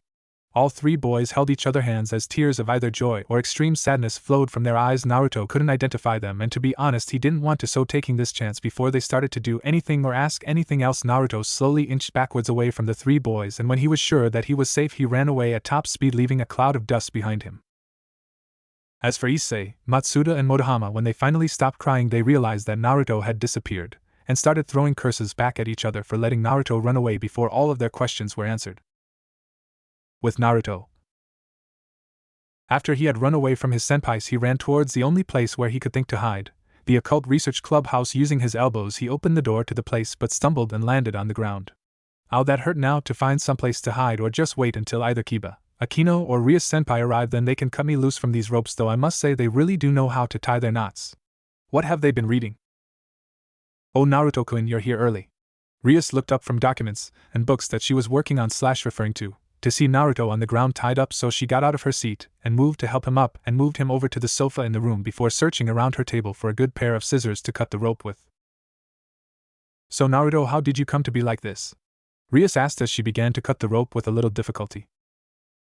Well, someone just wanted to ask a few questions, and they had a very interesting way of getting me to answer them, admitted Naruto as he added a little chuckle and hoping that Rias didn't think that he had some sort of weird secret sexual fetish. Anyways, I forgot to tell you that as a devil you are not allowed to pray to God or touch the Bible. Naruto already knew that part thanks to Asia, and he didn't want to be reminded of it. Sequence in Naruto's head: first weird force constricts the neck making him suffocate, second head starts to go woozy, vision starts to fade, third stomach sickness, and finally fourth fainting. You are also not allowed to go near any church or place of holy worship, and even people praying for you will not be allowed. Naruto was taken aback by what she said. Why, you know? Rias nodded her head. Yes, Naruto, I know about the nun that you helped. It was a nice gesture on your part, but you must know that you are a devil, and she was someone under God's domain. Thankfully, the angels in the church that you escorted her to saw that you were helping one of their own and decided not to strike you down, but you should not push your luck any more than needed. Naruto nodded in understanding. Then that presence that I felt when I got back home must have been Rainier. Grr, these scissors just won't cut it. Rias threw the scissors down in exasperation. Hold still, Naruto, and I will use a spell to cut it. Naruto quickly jumped out of his seat and backed away slowly. For some reason he was scared of Rias when she was going to cast the spell, even though he had never seen her cast her magic. Wait, don't you think you're going a bit too far by using a spell? I mean, if you can't do it, then let's just wait for Kiba-senpai or anyone else. I really don't mind. But aren't you uncomfortable if I do this now? Then we can get you free. Rias approached Naruto, one of her hands covered with red energy. And now just hold on, senpai, don't. Naruto immediately bolted for the door but couldn't reach the handle in time as Rias tackled him to the ground and had her foot planted on his body as he struggled to get free. Now just hold still, Naruto, this will only take a second. Rias replied a little too sweetly in his opinion. Just as she was about to use her spell, the door opened to reveal Akino. Oh my, Naruto-kun, I didn't know that you were so naughty doing this kind of thing with Bucho. Akino covered her mouth and giggled while Kiba and Kaneko peeked over her shoulder to see what was going on. Naruto hentai. Naruto looked over at Kaneko with a weird look. Hey, that's uncalled for. I'm not that kind of pervert. I swear I'm just stuck in a weird situation now. Can someone get me out of it? Pleaded Naruto. Kiba came forward and taking out a sword that was by his hip, he cut the ropes off of Naruto, allowing him to stand up, stretch, and rub his painful spots. Thank you, Kiba-senpai. Oh, I thought that Naruto-kun could stay like that, then after our job is done we could have so much fun together. Akino commented before crossing over and whispering something into Rias's ear. As she was doing that, a cold shiver ran down Naruto's spine when he thought about the fun Akino mentioned. For some reason he thought of Akino in some kind of tight skimpy leather outfit using a whip on him as he was tied up. Shaking his head, he banished the thought from his mind just as Akino finished whispering to Rias. Clapping her hand, Rias gained the attention of all club member. Well, it seems like we have received a job from one of the other nobles. Rias had everyone move to the sofa where she could look at everyone and inform them of their job. It seems that one of the other devil nobles has had a little incident where their servant has left their services, and since this devil has entered our territory, we have been given the duty of hunting her down. Naruto thought back to the morning news report. I saw a news report this morning about a dead lady being found in the warehouse district. Would there be any connection between this deserter devil and the dead women that they found? Rias nodded. It would appear so. For the details that have been passed to us, it seems that the target is extremely bloodthirsty, so she may have been the one to kill that woman, which is why we have to take her out, and this duty falls to us because, as I've said before, she is in the area that my family controls. This will also be a good opportunity to show you more about the system that the devils use, so I would like for you to remain by mine or Akino's side during this fight. Is that understood? Naruto? Even though you have the experience of fighting the fallen angels to a certain extent, you do not fully understand the range of abilities that being a devil has to offer you. Naruto nodded his head in confirmation. Very well, then we'll move out when it gets dark. Is that understood? Everyone nodded before they went about their own business. Kiba was checking his sword. Kaneko decided to have some chocolate. Akino teased Naruto about his situation a minute before, while Rias continued her research about the archons. That night, Rias teleported herself and her peerage to the location where they suspected that the stray devil was. While they were searching for the devil, Akino decided to explain to Naruto what they were doing. When a devil that has betrayed, escaped, or killed their master, they will become known as a stray demon, and the master may send in a request to have his ex-servant executed, but since the stray devil is in our territory, the duty has fallen to us. It's just like the shinobi system back in the inn, thought Naruto. And since this is a job, we will also be rewarded once we kill the stray devil. So what did Bucho mean when she said that devils had abilities? Naruto asked as they kept a lookout for the stray demon. This was where Rias took over the explanation. Have you ever played chess, Naruto? Naruto nodded his head. Yeah, but what does it have to do with the devil's power? Well, after the war thousands of years ago, the devils lost many soldiers during that event, and so one of the four Satans came up with a system in which we could rebuild our forces while also maintaining the status between the different families, and they called it the evil piece system. Like the game of chess, each evil piece that the devils use correspond to one piece from the game of chess. However, Rias had to stop her explanation when she noticed that Kaneko waved her hand to get them over. She's here, Kaneko confirmed as the coppery smell of blood got to all of their senses. From the darkness a figure rose up, and it just so happens that she was half naked and groping her. Naruto looked at it for one moment before he covered his eyes. I really shouldn't be looking at this. Well, I guess a quick peek wouldn't hurt. He opened his hand a little bit and took in the sight of her. Oh, I smell 5 little beings to the slaughter now. Who shall be first? I promise that this will be as painless as I can make it. A magic seal formed on her, and before they knew it, milk shot out of them aimed at Rias. Bucho! Naruto jumped in front of her and summoned forth his sacred gear to protect her. The milk splashed on the shield and dripped to the ground, where it began to melt into the floor. Shit, her milk's like the alien's blood from that one movie Dad really loves, thought Naruto as he steadied himself up while also maintaining his shield. When Rias regained her senses, she glared at Visser, angry at her attempt to kill her. She would make sure that Visser received a painful and agonizing death courtesy of them. Visser, your time has come. I, Rias Gremory, of the Gremory clan, shall now net out your punishment for betraying your master and attacking me as well, Kiba. Hi, Bucho! Kiba stepped forward, drew his sword and gripped it with both hands, but Visser was not amused by him drawing his blade. You impudent child, just because you serve under the House of Gremory, do not expect me to bow to you. From within the shadow, Visser emerged to show that he full being was of some beautiful woman's body on top of some monster legs. To be honest, it was a little freaky to Naruto. As for Kiba, he was not even unnerved as he gripped his sword even harder. Visser brought her monster legs down upon Kiba, but he just vanished before they even hit the ground. He just disappeared, exclaimed Naruto while Rias stepped next to Naruto and nodded. That is because Kiba is the knight, and as a knight Kiba gains increased speed and mobility, enabling him to perform high-speed attacks and maneuvers. Naruto looked back up at Visser, and with the glint of Kiba's sword, both of her human arms were cut off with such speed that Visser was totally stunned by what had happened, and when it finally hit her that her arms were cut off, she screamed in agony at the loss of her arms.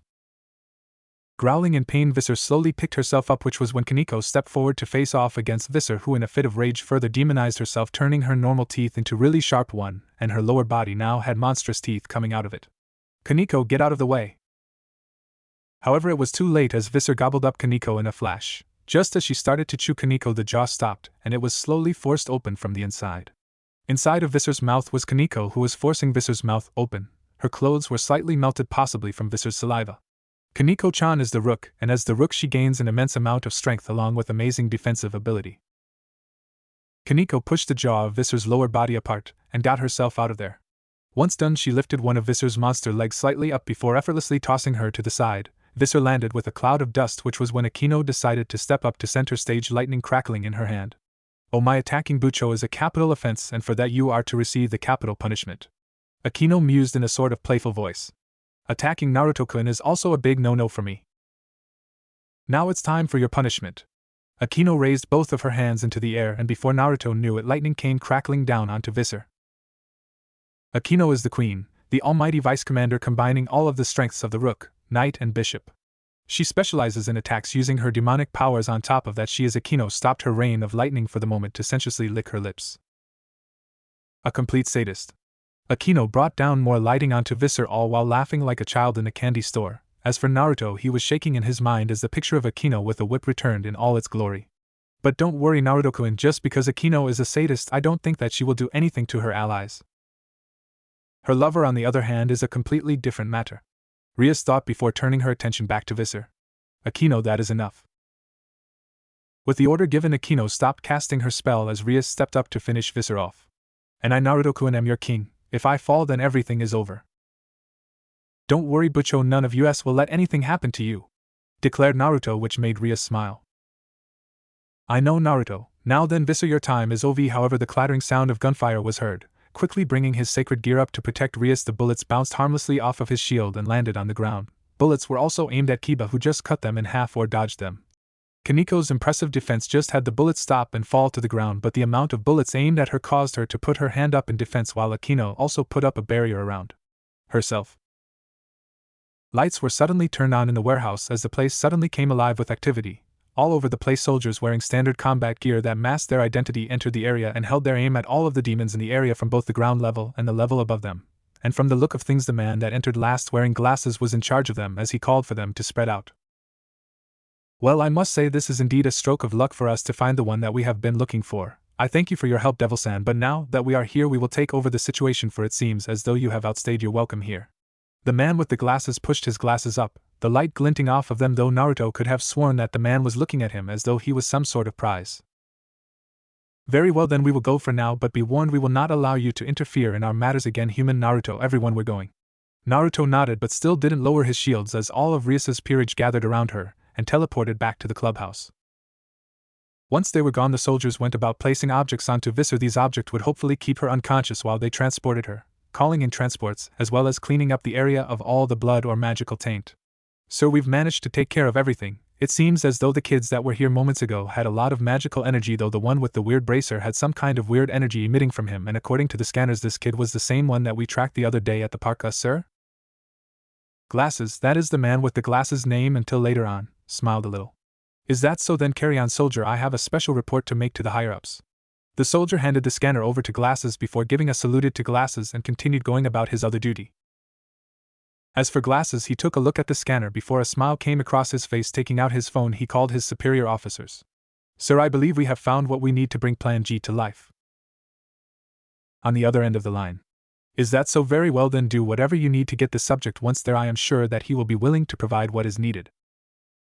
But he is under the command of the girl with the red hair. Should we anger her?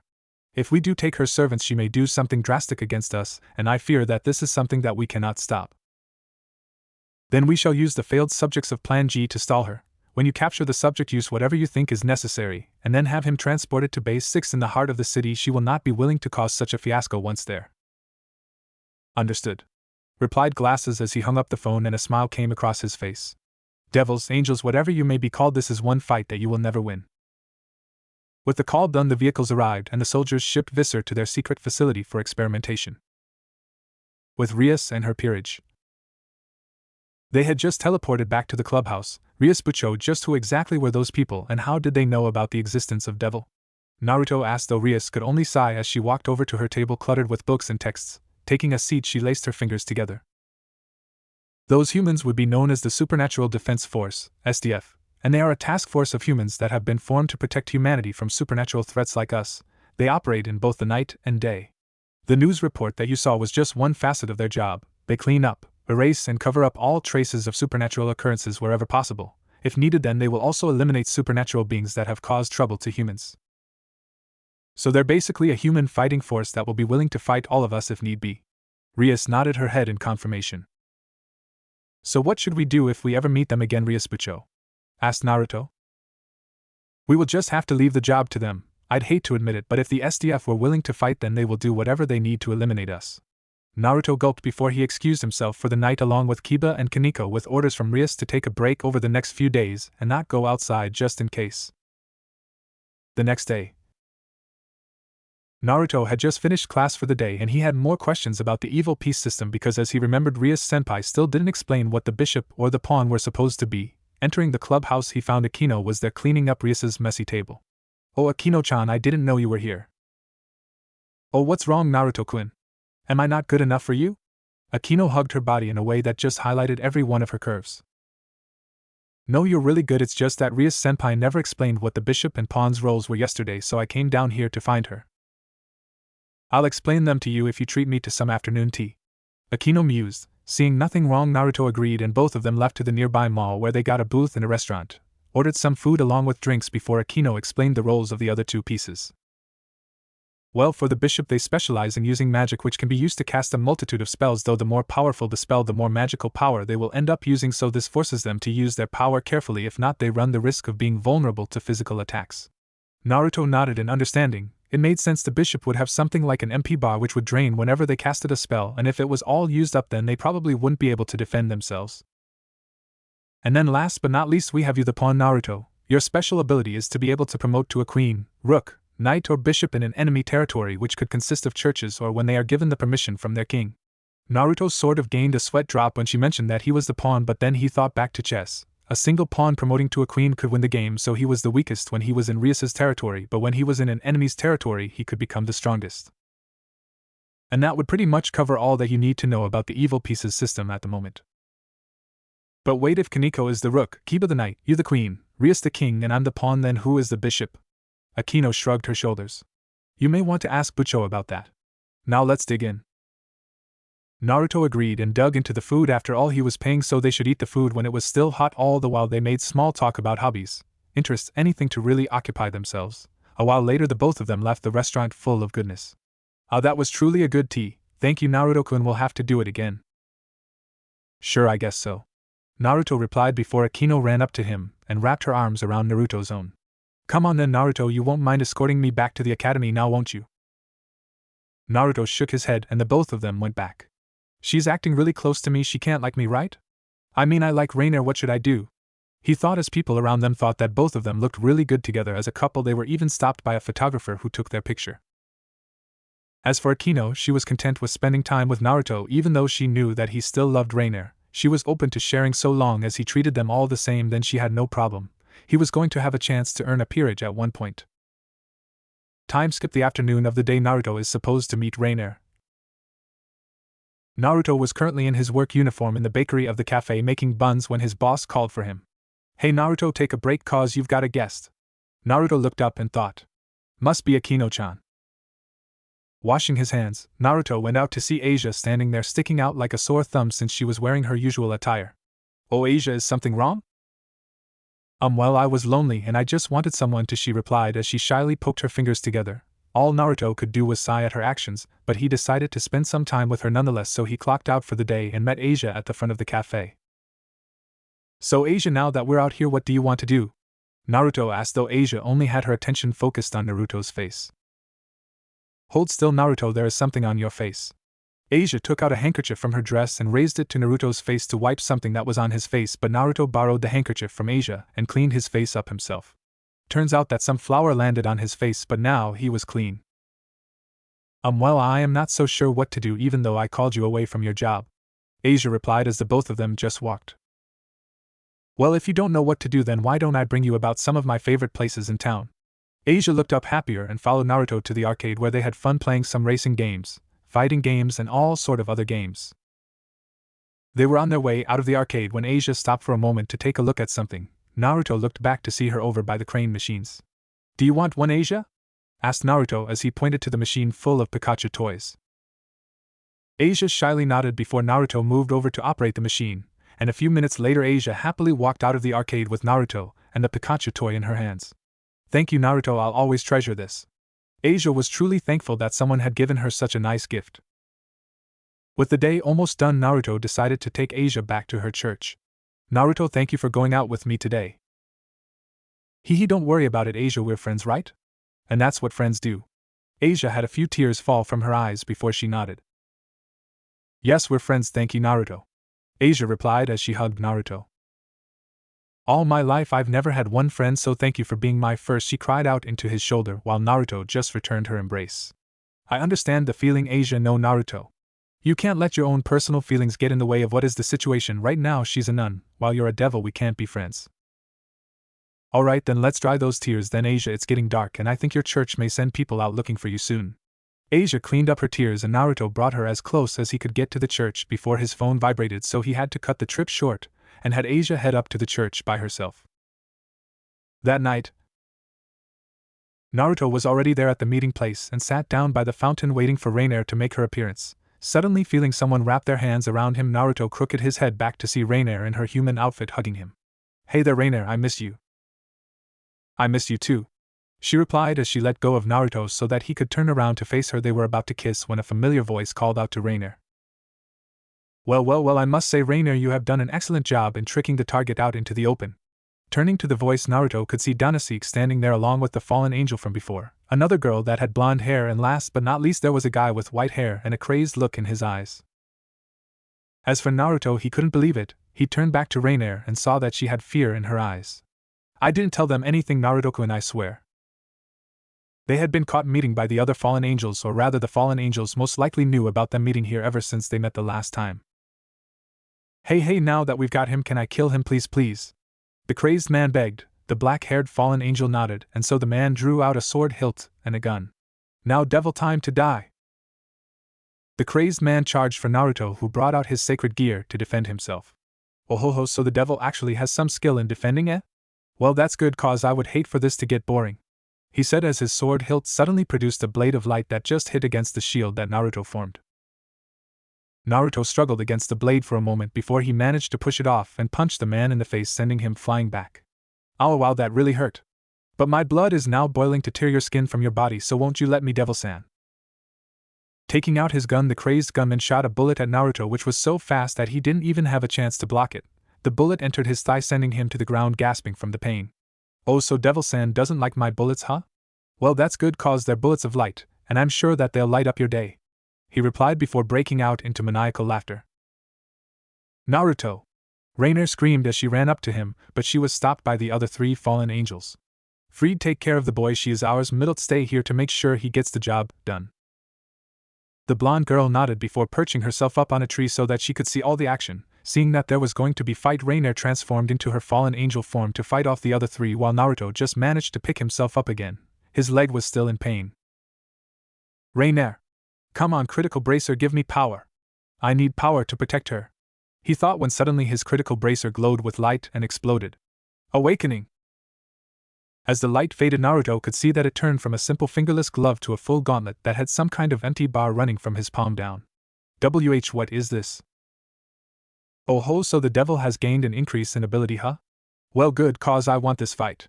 Fried laughed out as he charged Naruto with his blade of light. This time Naruto was ready, and raised his hand to block it, and when he did, the empty bar on the palm side of his sacred gear began to fill up. "Damn you, Devil-san!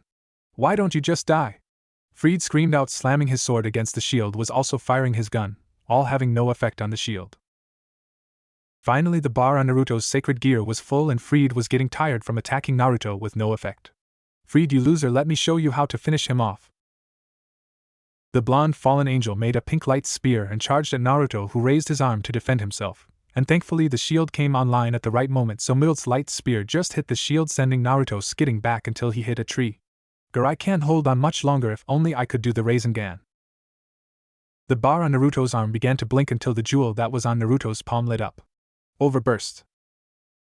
Before Middle could dodge, a huge sphere similar to the Rasengan, but way bigger, expanded from Naruto's palm, and in a flash of light Middle was consumed by the sphere, and in front of Naruto was nothing but a crater that had a rounded bottom. As for Naruto, he stumbled to the ground exhausted. The bar on his sacred gear was now empty. Wow, who'd have thought a devil like you could have such a powerful ability? But nonetheless, the world has lost a great asset, ha ha ha. Fried gave a moment of silence before he exploded into laughter until he calmed himself down, but alas, the laughter had attracted the attention of one girl. "Naruto!" Naruto looked over to who called his name, but he could have sworn that the girl had blonde hair. As his vision returned to him, he could finally make out who it is. "Asia?" Said girl ran up to Naruto and tried to help him up, but was stopped when a shot from Fried's gun nearly hit her. "Stop right there, missy." Fried was wagging his fingers, looking ashamed at Asia. "Don't you know that the boy before you is a devil? And as you know, devils are our enemies, so what are you doing helping him?" Asia looked down at Naruto with a little fear in her eyes before she ran up and blocked Fried's path to Naruto with her body. "I don't care. Naruto is my friend, my only friend, and I won't let you kill him even if he is a devil." Fried shrugged his shoulder. "Oh well, no skin off my back." He aimed his gun at both of them, but before he could fire a shot, another shot rang out from the side which hit his gun, knocking it out of its path and hitting the ground next to Asia. "What?" Fried turned to the side to see soldiers who had their guns trained on him. "Oh my, this is getting exciting, though it may be a bit too exciting for me." Fried bowed to everyone before he disappeared. "I shall see you again, Devil-san, don't ever think you're safe. I will find you and I will kill you slowly and painfully." "So we've stopped the target from killing them," a soldier reported as they moved into the area. "Good, secure the target and scan the other one, we could use her in some way." A soldier approached Asia with some kind of device which began to rapidly tick. The soldier looked over to Glasses, who nodded. "Bag this one too," he ordered as soldiers came and tied Asia up. As for Naruto, he was carefully sedated by combat medics, placed onto a stretcher, secured properly, and moved onto an armored vehicle along with Asia. Just as the soldiers were ready to move out, a seal appeared on the floor and Rias along with Akino appeared with Rainer, who floated down next to them. "Naruto!" she screamed out and saw the soldiers immediately point their guns at the entire group. "Open fire! Open fire!" Soldiers who were able to immediately open fire upon the entire group, but their bullets never touched them, for Akino managed to erect a barrier around them. "Shit! They've got a barrier about them, hold your fire." "Hold!" Glasses ordered as he took out a remote and ordered the other soldiers to fall back to a safer firing distance with the armored vehicle. Lightning crackled in Akino's finger when she saw that the vehicle moved out. "I would avoid doing that, Devil-san." Glasses held his hand over the button on the remote, all the while he slowly inched backwards. "Retreat now, or I will kill everything in the immediate area, devil, angel, or otherwise." Glasses had the look in his eyes that just said, I will do it, so why don't you try something that will force my hand? Rias had a look of anger on her face at the loss of her servant. I would advise you to return him to me or else. Glasses shook his head in denial. Then you leave me no choice. Rias charged up a spell while Aquino shot lightning and Rainier threw a light spear at Glasses. Damn it, they called my gamble, no matter, I still have the remote. All of their attacks never hit Glasses, for they were blocked when he pressed the button, and armored figures that looked similar to Naruto's Nexus form wearing weird armor stood in front of him, their attacks shrugged off by the armored figure. Take care of them. Glasses ordered before he got behind the armored figures and ordered a full retreat of all soldiers in the area. The armored figures managed to hold off Rias and her peerage until their visors began to blink and they disappeared, leaving Rias, Aquino, and Rainier alone in the area. Rainier slipped to the ground and was about to go after Glasses, but she was stopped by Aquino, who held onto her hand. Rainier, you shouldn't go after Naruto alone. But Rainier wasn't going to hear it, and wrenched her hand out of Aquino's grasp. Who are you to tell me what to do? I love Naruto, and he would do the same for me. For any of us. But before she could continue her rant, Rainier felt a stinging sensation across her face. Aquino had tears in her eyes. Don't you ever say that I care for him the same way, but we have to face the facts at the moment. Naruto has been taken away by the SDF at the moment, and we have no idea where their base is. If we go about randomly searching for him, then we may become targets for the SDF. Rainier closed her eyes and agreed to what Aquino was saying. She collapsed to the ground and cried while Aquino comforted her. At the same time, Rias was thinking about what they could do to rescue Naruto, or where they could have taken him. After a while she came to the conclusion that there were too many places they could hide him, but suddenly she realized who they could go to for help. Aquino, I think it's time we paid my brother a visit. He should know where the SDF has taken Naruto. Naruto slowly woke up to find himself staring straight into a white light. His mind was a complete mess. He had no idea where he was. What's going on? The last thing I remember is Asia. Naruto remembered that Asia protected him with her body from that crazy guy. He moved to pick himself off of whatever he was lying on, but he just couldn't move. Something was keeping him down. Finally the light moved out of the way and Naruto was now looking into the eyes of someone wearing a mask and goggles. Sir, it seems that the subject is currently awake. What should we do? Our orders from the top said that they're not ready for him to be awake, so just keep him sedated until further notice. Make sure that when they do pick him up he is under level 5 guard and has everything on him. The higher-ups apparently want to start on plan G as soon as adjustments are made to the others. Oh, and when you're done sedating him, check on the girl, make sure that she's still alive. Ever since she got here she's been screaming her head off and it's giving me a headache whenever I go down to check on her. Yeah, I'll do just that after this. One of the guys in a mask injected something into a tube that entered Naruto's bloodstream and before he knew it he slipped back into unconsciousness. With Rias, Aquino and Rainier had insisted upon going with them to see Rias's brother, but because she was a fallen angel she wasn't allowed to, so she did the last thing that Rias expected. Rainier offered herself to become a devil. Rias tried to argue back that by doing so she would most likely be looked down upon by some of the other devils because of her fallen angel's aspects. But Rainier didn't care. If she became a devil then she could be together with Naruto. Rainier kneeled in front of Rias and asked her to accept her as one of her evil pieces. Seeing that there was no way to dissuade Rainier from changing her mind, Rias accepted Rainier as her final pawn. With the deed done, Rainier stood alongside Rias. When all were close to Rias, she opened a portal that sent all of them to the underworld. When the seal disappeared they found themselves in front of a large official-looking building. Rias walked up and opened the large double doors to reveal a silver-haired lady wearing strangely enough a French-made outfit. Rias-sama?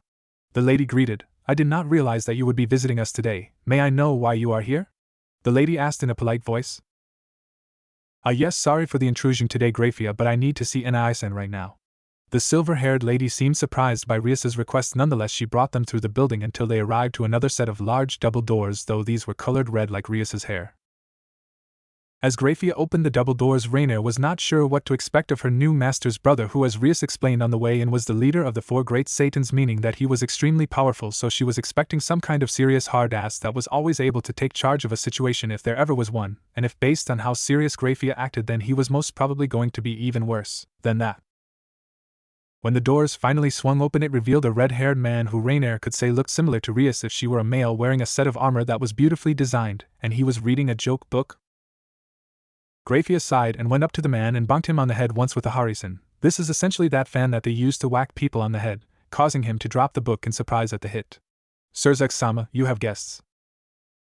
Surzex quickly hid the book away before turning his attention to the group entering his office. Ah, Rias, it is nice to see you again. Surzex left his seat and came around to hug Rias while Aquino and Rainier bowed in respect to the man. And it is nice to see you too, Aquino. Aquino returned the compliment before Surzex turned his attention to Rainier. And you must be my sister's new servant. I welcome you to her family if she hasn't done so. Rainier was surprised by how polite he was since she used to be a fallen angel. Now then, Rias, what can I do for you today? Surzex returned to his seat and folded his fingers together as Rias walked up to a seat in front of him and sat down, Aquino and Rainier standing by her side. Nisan, I would like to know something about the SDF. Surzex's eyes hardened for a moment before they turned back to normal. Why would you want to know something about them, Rias? They have taken one of my pawns and I intend to retrieve him, but I don't know where they could have hidden him. Surzex sighed before he got out of his chair and stood behind it looking out onto his backyard. I knew that this day would come, but I kept many details from you, Rias, especially when it comes to the SDF. Rias looked surprised by what her brother was saying. Nisan, what are you saying? If your servant has been captured by the SDF, then I'm afraid that he may be gone. Tears wanted to fall from Rainier's eyes, but she managed to keep them in as Surzex continued his explanation. The SDF, they are unscrupulous when it comes to what they do. Angels, devils, fallen angels and monsters that have been captured by the SDF have never been seen again. Rumors going around say that these monsters have been used as experiments to test out weapons that the SDF has made to defeat us. If your pawn has truly been caught by them, then for all we know he may be gone. I'm sorry, Rias, but you will just have to let him go, and if not, then I have explicit orders from father to stop you from going after him. Surzex placed a hand on Rias's shoulder to comfort her. No. You're wrong, Naruto won't be gone, he promised that we would stay together. Turning over, Rainier had apparently exploded with emotions. Surzex stared into her eyes and saw an insurmountable amount of love and devotion from within her. Aquino had some, though it was slightly less, and even Rias had a little bit of it within them, though it was nowhere near the amount the girl had. Surzex nodded before he returned to his seat and took out a paper and began to scribble down something. When he was done, he stood up. I have something important to do, so I will leave this very important piece of writing that is in no way connected to the SDF here. Can I trust that you won't look at it, Rias? Rias sadly nodded before Surzex excused himself from the room. Once he was gone, Rias lifted the piece of paper and saw what it had written on it. If the SDF has captured your servant for a purpose, then they would most likely be located in the heart of the city that is under our control. Spies that I've sent out to investigate weird monster signatures have reported an unusual presence of supernatural energy in that area, comprised of many different beings. If you are going, then be sure to be stealthy when entering, for this would not be the first time they have met a Gremry. Thank you, Nai-san. Rias quickly pulled Aquino and Rainier together before casting a teleport spell that sent them back to the clubhouse. As soon as they were gone, Surzex stepped back into the room. Was that wise, Surzex-sama? Surzex nodded his head. As members of the Gremry family, we cannot bear to lose someone that is under us, and if I know my sister, then she already has a plan to save her precious servant, and if she doesn't, then she does have that girl and Aquino to help her along with the rest of her peerage, though just in case, be on the lookout for anything. Grafia. Being close to our servants is a weakness that we all share, but when the time comes, it is also our greatest strength. Grafia nodded before the both of them returned to their normal duties, leaving Surzex alone in the room looking out the window. The SDF must be planning something. If they've made a move like this, then I will have to talk to Falbium to ensure that we are able to handle it. Hopefully he is at his office and not lazing about somewhere in the underworld. The clubhouse. As soon as the teleporting seal disappeared, Rias and Aquino searched the room and pulled out a map of the city, and along with Rainier they began to come up with a plan to save Naruto, and if possible any innocent monsters that the SDF had captured. Many hours later. With the sun coming up, the members of the Occult Research Club finally realized how long they had spent coming up with the plan to save Naruto. I think that this is enough for today, Aquino. Rainier, go to bed and we'll meet again when it's nighttime. I'll tell Kiba and Aquino to meet us later tonight so that we could go over the plan with them. Aquino and Rainier wanted to argue, but a yawn closed that door before it even opened, so Aquino decided to show Rainier to one of the spare rooms that she could use for the time being until proper arrangements could be made for her. Aquino even lent her some clothes to wear until she could get some. Before Rainier turned in, she took off the necklace and held it close to herself. Don't worry, Naruto will be together soon, I promise. Aquino laid in her bed thinking about Naruto, and how she was going to get him used to the idea that one day he could come to love both her and Rainier, while it was still technically legal under the devil law. As for Rias, she was cursing both the SDF and Naruto, the SDF for stealing Naruto from her and Naruto for getting kidnapped by them. But before she turned in for a few hours of sleep, she called in that Aquino, Naruto and herself would not be attending school, and to get someone to inform Kiba and Kaneko to meet later tonight. Later that night, Kiba and Kaneko arrived to the clubhouse to find Rias, Akino, and Rainier dressed up in an all-black attire resembling the stereotypical image of ninjas. Bucho, what are you doing and why are you dressed like that? Kiba asked before both he and Kaneko had to catch clothes similar to the one that they were wearing. Put those on now, Kiba. Kaneko, we have a mission to do, and this is Rainier, my new pawn. You can get to know her later after the mission. Going by the serious tone that Rias was speaking, and they knew that this mission was of some importance to her. This was also when Kaneko noticed that someone was missing from their group. Rias, Bucho, where is Naruto-san? That is when Rias took a second to pause and catch her breath. That is who we're going after. Kiba and Kaneko looked at Rias with questioning looks, and even though they didn't say it, Rias knew that they wanted answers as to where he was. Very well then, Kiba and Kaneko, take a seat. They did just that as Rias sat on top of her table. Last night Naruto was kidnapped by the SDF after he was caught in a trap by some fallen angels. Rias looked over to Rainier, who looked down in shame before she continued. So now we have to go and rescue him. From information that I have gathered, Naruto is currently being held in the center of the city, so we will need to be stealthy as possible. And now Kiba and Kaneko understood the urgency of the situation. Rumors that they heard from other devils said that monsters that the SDF captured were never seen again, and if they captured Naruto then they were possibly doing who knows what to him. So what is the plan to rescue him, Bucho? Rias brought out a map of the area that had markings all over it. Akino and Rainier will first set up an illusion spell around the main building of the SDF so that the people outside don't know what is happening, and the SDF also can't call in for more reinforcements from their other facilities. Rias pointed to the various markings around the building to indicate where the spell should be set up.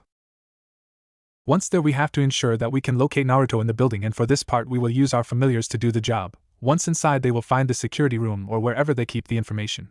Once they get the information back to us, then we will begin our infiltration into the building. Everyone nodded. Alright, then we'll move out when it gets a little later into the night. Kaneko, can you come over here for a moment? Kaneko followed Rias to the back, where the both of them had a discussion on how she should lead the familiars into the facility due to her small stature. A while later. Bucho, the illusion spell is currently in place. The familiars and Kaneko can begin their infiltration of the facility. Rias brought her hand up to her ear and spoke. Kaneko, you can enter the facility now. Find that information according to the plan, alright? Hi. Kaneko answered as she quickly unscrewed the screws keeping the grate in place and hefting a bag over her shoulders, which carried all the familiars except for Kiba's, cause it was in the sky looking out for anything strange. Kaneko crawled through the air ducts until she came to a four-way intersection. Opening the bag, she freed the other familiars including her own and gave them their directions. Okay, now let's split up. If you find something then just say so. The familiars nodded before they separated into their separate direction. Kaneko's got on her shoulder as Kaneko crawled through the duct until she finally came to the end of the duct where she found a way to the ground below. Okay, Shiro, good luck. Kaneko took out a piece of rope and tied it around Shiro's body. Opening the grate a little, Kaneko slowly lowered Shiro to the ground. When Shiro touched the ground, he quickly crawled out and made sure that the way was clear before Kaneko dropped to the ground as well. Bucho, I'm in. Alright then, Kaneko, remember, follow the plan. As Kaneko searched through the various rooms to find the security office, she remembered what Rias told her. Remember, Kaneko, when you find the data room or security room, search for Naruto first. Once you've found him, search for any weapon that the SDF may be developing, and if you deem it harmful to us, destroy all evidence of it. Before she could open the last door, a message came in from one of the other familiars, so Kaneko had to retrace her steps and find the other familiars. A while later, Kaneko arrived to the security room where she found the guards knocked out and Akino and Rias's familiars waiting for her. Quickly taking the spot next to the computer, she began to search for the location of Naruto. Prisoner 42, which was recently captured alongside Prisoner 43, have been transferred to level B4 for experimentation. This must be Naruto. Kaneko opened her link with Rias and told them the possible location of Naruto, and as soon as she was done, she continued to go through the computer file, finding anything about weapons that the SDF may be developing. One file finally caught her attention. She tried to open it but found that it was protected by a password. Before she could try to crack it, someone or something crashed through the wall and began to fight her. With Rias minutes before Kaneko was attacked. All of them used the duct that Kaneko used to enter the building, and following Kaneko's directions they made their way towards the lift where they made their way to level B4. As they made their way down, all of them began to feel sleepy. This gas is everyone hold your breath. Rias ordered, but it was too late as they slumped to the ground. Unknown amount of time later. All of them began to slowly wake up when they found themselves tied up with some kind of cuffs in the cage with them. They found the blonde girl that was taken with Naruto. Kaneko with her clothes slightly torn, and by Kiba's side was his sword, but when he wanted to touch it, a shock ran through him. They tried to break them off, but it found that they just couldn't do it. Well, it seems that all of you are awake just in time for us to show you our latest experiment. I hope you don't mind the tight space, but the girl wanted to see her friend so much, so we decided let's all meet him together. Also, those cuffs around your hands have been made from palladium, so don't try to use any of your magic. And before I forget, you may call me Captain Lee. Looking up, the entire group saw the light glinting off of the glasses that the man wore. Soldiers came by the cage, and using a forklift they moved it further into the room, where they saw Naruto heavily weakened from something. His eyes were half-lidded and he was sweating heavily. Naruto! Hearing the voice, Naruto looked in the direction of them and saw Rainier and everyone else. He shakingly raised his arm and touched the glass that he was in. Are Rainier help? Lee went over to one of the men standing by the consoles in the room. Now then, ladies and gentlemen, may I present to you humanity's greatest defender. All around the room lights were turned on, and they pointed at something in the room. When their eyes managed to adjust to the brightness, they saw that the figure in the middle of the room was in fact a human-sized statue that had a diamond-shaped object on its chest with some kind of markings as well. That's all those in the cage looked at the figure in shock. Yes, this will be humanity's greatest defender. We pressed a button to reveal the armored figures from before. For so long our experiments have failed due to the imperfect monsters we captured, but now we have the perfect catalyst to bring Subject 09 to life. So the monsters that you captured were turned into those things? Rias spat out. Yes, they were supposed to be humanity's perfect protector, but those monsters did not have what it took to fully bring the statue to life. But nonetheless, we now have this boy, and the energy that he has is the perfect match, so begin the transfer. The scientist pressed a button on the console he was working on, and it activated the machine that Naruto was in, which began to transfer energy from him to the statue. Arg! Ah! Screamed Naruto as he squirmed about in the space that the machine allowed. Naruto! Stop it, you're going to kill him!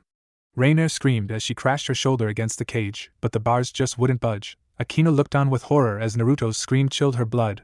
Rias and everyone else looked on with concern as Naruto screamed. Finally the statue began to glow, and in a single flash of light it blinded all of them. When the light faded, they saw that the statue now had gray skin, red lines running down its body, and it had bronze cuffs on its ankle and wrists. Rise, Pteranoid! The statue's eyes lit up and the object on its chest turned green when it was done. Pteranoid raised its right hand straight up while its left hand was bent at an angle pointed upwards. Wrath! It cried out in a deep voice. Alright then, let's try out Pteranoid's abilities. And it just so happens we have a batch of volunteers right here. Lee waved his hand. The soldiers and scientists retreated out of the room, leaving Rias, her peerage, and Asia in the room with the Pteranoid and its companions.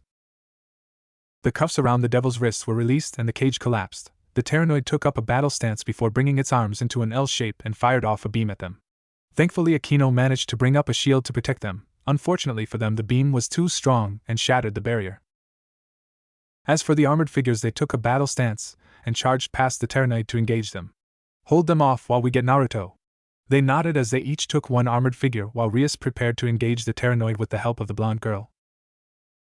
With Kiba, he managed to pick up his sword after the shock effect on it was disabled and charged at the armored figure.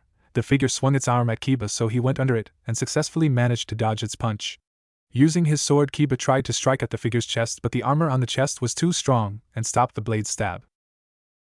Deciding to try another move, Kiba brought his sword about and aimed instead for the creature's leg, which got the result that Kiba expected. The armored figure fell to one knee and groaned. Now I know your weakness. Disappearing in a burst of speed that the creature just could not comprehend, Kiba appeared behind the armored figure, sheathing his blade. The wrists and ankles of the creatures sprayed out what Kiba suspected was the creature's blood before it collapsed to the ground dead. But before he could go to help Naruto, a fist shot out and connected with his face, sending him stumbling back. Another figure now faced him. Hell, looks like there is more of you. With Kaneko, I will have my revenge. Kaneko brought up her fists and charged at the armored figure. As for the figure, it brought up its arms and blocked her punch, but the force of the punch did push the figure back a little bit. Now it was its turn to retaliate by sending a punch at Kaneko. Kaneko managed to successfully catch the punch, and using her full strength she brought the creature up into the air, where it flailed about before she threw it to the side, landing in a crash that created a crater. The figure slowly stood up before it charged at Kaneko once more. Not learning from its previous lesson, Kaneko did the same thing once again and slammed the creature into the ground once more before she sat on the creature and slammed her fists down onto it. Slowly, bit by bit, the armor began to crack, and with a final punch it broke through the armor and Kaniko's fist destroyed the color timer on it. As she drew her fist out, another figure stepped up to replace the fallen one. Kaniko just cracked her fists and readied herself. With Akino, she had an angry look on her face as she faced the creature in front of her. I will destroy you for hurting Naruto-kun. Lightning crackled in her hands as she brought it down onto the figure. The armored figure took the lightning while walking forward, but before it could reach Akino it tumbled to the ground dead. But before she could go help Naruto, another figure stepped out to face her. None of you will stand in my way, Akino cried out as she sadistically released lightning onto the figures blocking her path. With Rias, Rainier and Asia, they had stepped up to face the Tyrannid. Rainier, take the girl and help Naruto, this is mine. Rainier nodded as Rias charged up a spell and shot it at the Tyrannid, who did a fist-shaped beam attack that was weaker than the previous beam blast, so Rias's spell won and connected with the Tyrannid's shoulder, who grunted in pain and backed up a bit. Using this as a distraction, Rainier and Asia ran past the Tyrannid, who steadied itself and walked towards Rias, sensing that her power was the greatest and therefore the greatest threat. When Rainier and Asia reached the pod holding Naruto, they found that it was still locked, so Rainier decided to go over to the console that the scientist was working at and looked among the buttons. She couldn't find the button to release the locks, so she made a light spear and destroyed the console, disengaging the locks on the pod. As the pod hissed open, Naruto stumbled out straight into Asia's arms, where she began to heal him but found that there were no wounds on his person. This means that they drained Naruto's essence? How could they? They are monsters. Naruto, are you alright? Please answer me, Rainier asked, her voice laced with concern. Naruto's eyes opened a little bit, and upon seeing both Asia and Rainier standing over him, he weakly nodded as he tried to stand up but fell to the ground again. Bibucho, everyone needs help, he weakly mumbled and tried to stand up one more, but Rainier and Asia held him down. Please Naruto, don't move, I can heal you, and besides you can't think to fight anything in your current condition, right? Asia begged, tears running down her face. She finally had a friend and she wasn't about to lose him. No Naruto, if you do this then you're going to end up killing yourself. I don't want to lose you. You swore that you would never let go of me. Naruto used his hand to wipe Rainier's tears away while Asia wiped her own tears away before Naruto could see them. Don't worry Rainier, Asia, I won't leave either of you, I promise. Naruto moved to open his jacket. He brought out the EVO thruster and got both Asia and Rainier to help him to stand up just as they heard Akino cry out. PL, please Nexus, help me, give me the strength I need to fight. To help those that are close to me. Pulling the EVO thruster from its sheath, Naruto pointed it in the air. Yeah! In a flash of bright light, Nexus appeared, though this time he was colored light gray, silver, and had some black lines running along his body. Back with Rias minutes before. She had successfully beaten the Tyrannid as its color timer began to blink and it laid on the ground desperately trying to get up. All around them were craters that were formed from either Tyrannid's missed beam blasts or the weaker shots from Rias that it managed to deflect. Now you shall suffer the fate for harming my precious servant. She brought her hand up to cast the final spell, but all around them from the destroyed statues of the armored figure dark energy began to rise forth from their destroyed bodies. Akino, Kiba and Kaniko stopped for a moment to look at them. It's a cluster of the darkness from the souls that the SDF implanted within these bodies. You humans! Dabbling in the unknown arts and implanting our essences, our very souls within these bodies. Now you shall know true fear as we take your greatest defender and turn him into our avatar. The souls flew towards the body of the kneeling Tyrannid and entered its color timer. The Tyrannid cried out in pain as the souls entered its body. When all the souls entered, the Tyrannid's body shot up and began to twitch. No, no, no! Lee yelled as he slammed his hand against the consoles in the observation room. Back with Rias.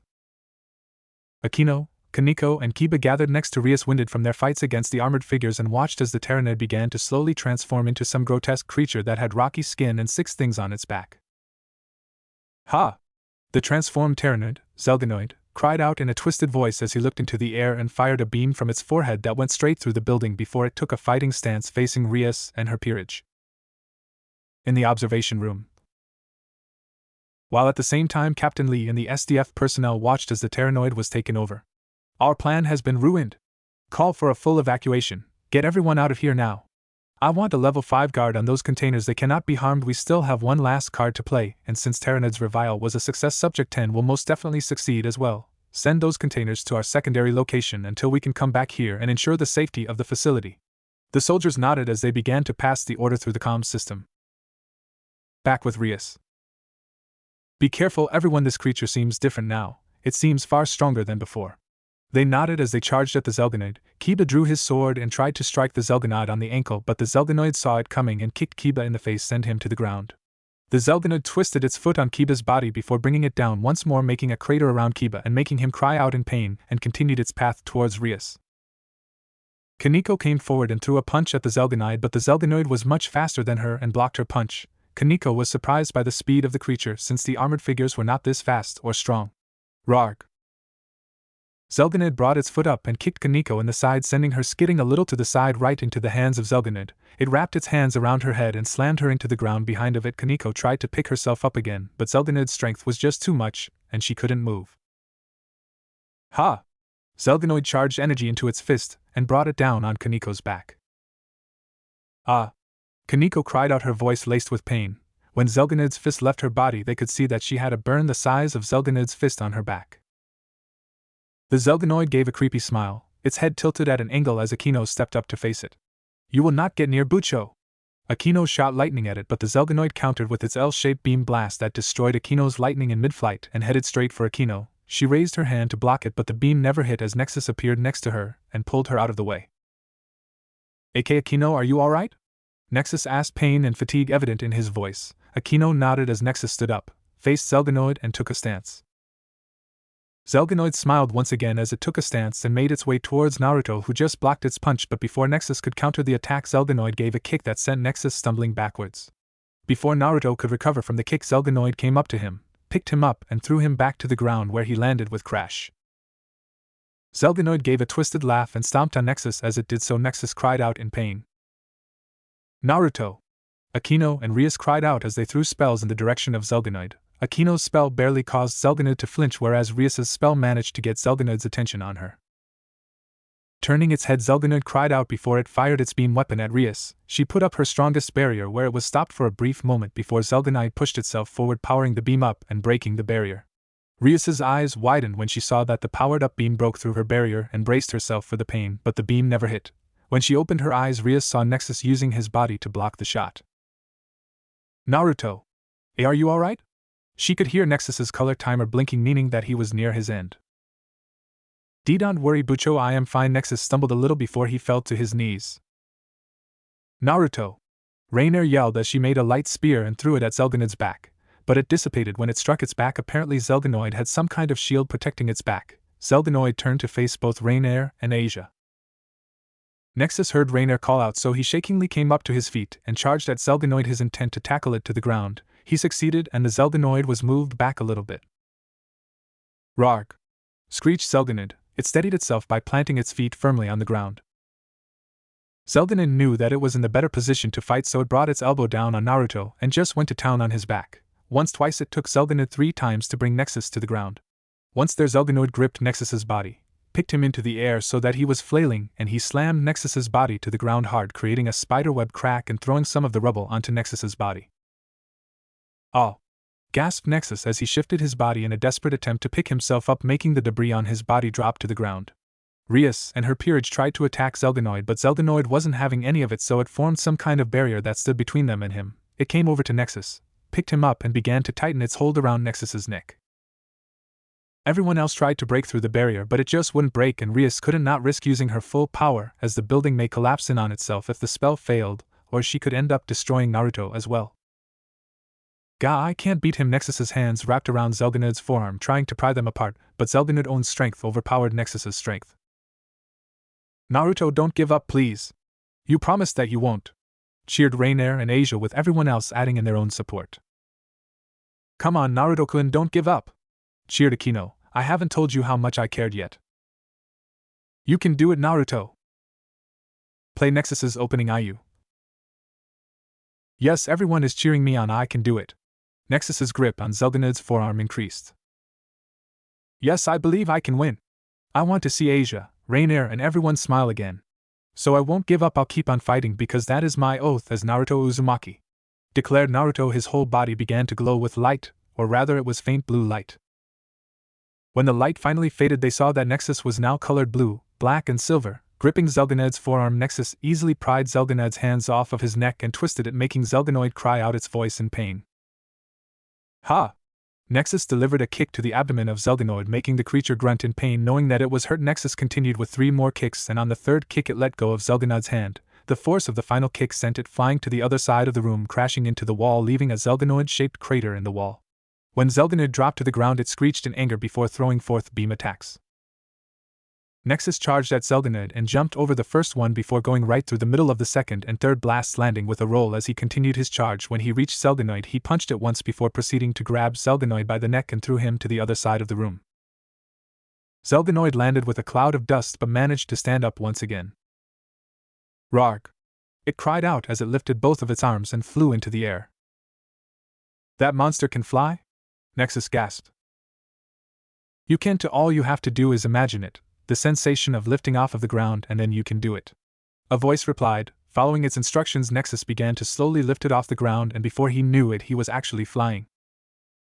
Meanwhile, Zelganoid brought both of its arms and began to make a sphere of concentrated energy aimed at Rias and her group. "I won't let you do anything to them," Nexus cried out. Nexus flew up and punched the sphere, destroying it and injuring Zelganoid in the process. Zelganoid was sent crashing to the ground. Parts of its skin was now cracked, while Nexus managed to land it on the ground upright, though he did skid back a little. This was when Zelganoid talked in a raspy, distorted voice. "How could you have gotten stronger? Your strength should have been completely sapped by me. I am better than you. You may have been better than me a while ago, but that doesn't mean that you'll always be the best. I've got friends behind me, and I'll do whatever I can to protect them, because they've given me the strength to fight." Nexus flew into the air, followed by Zelganoid, as they began to fight in mid-air while they continued to climb to the top of the building. Punch after punch, kick after kick, both Zelganoid and Nexus were evenly matched. Zelganoid threw a punch and Nexus blocked it with his forearm before backing off and kicking Zelganoid, sending the creature crashing into a bunch of desks that were laid out on the upper levels. Grag!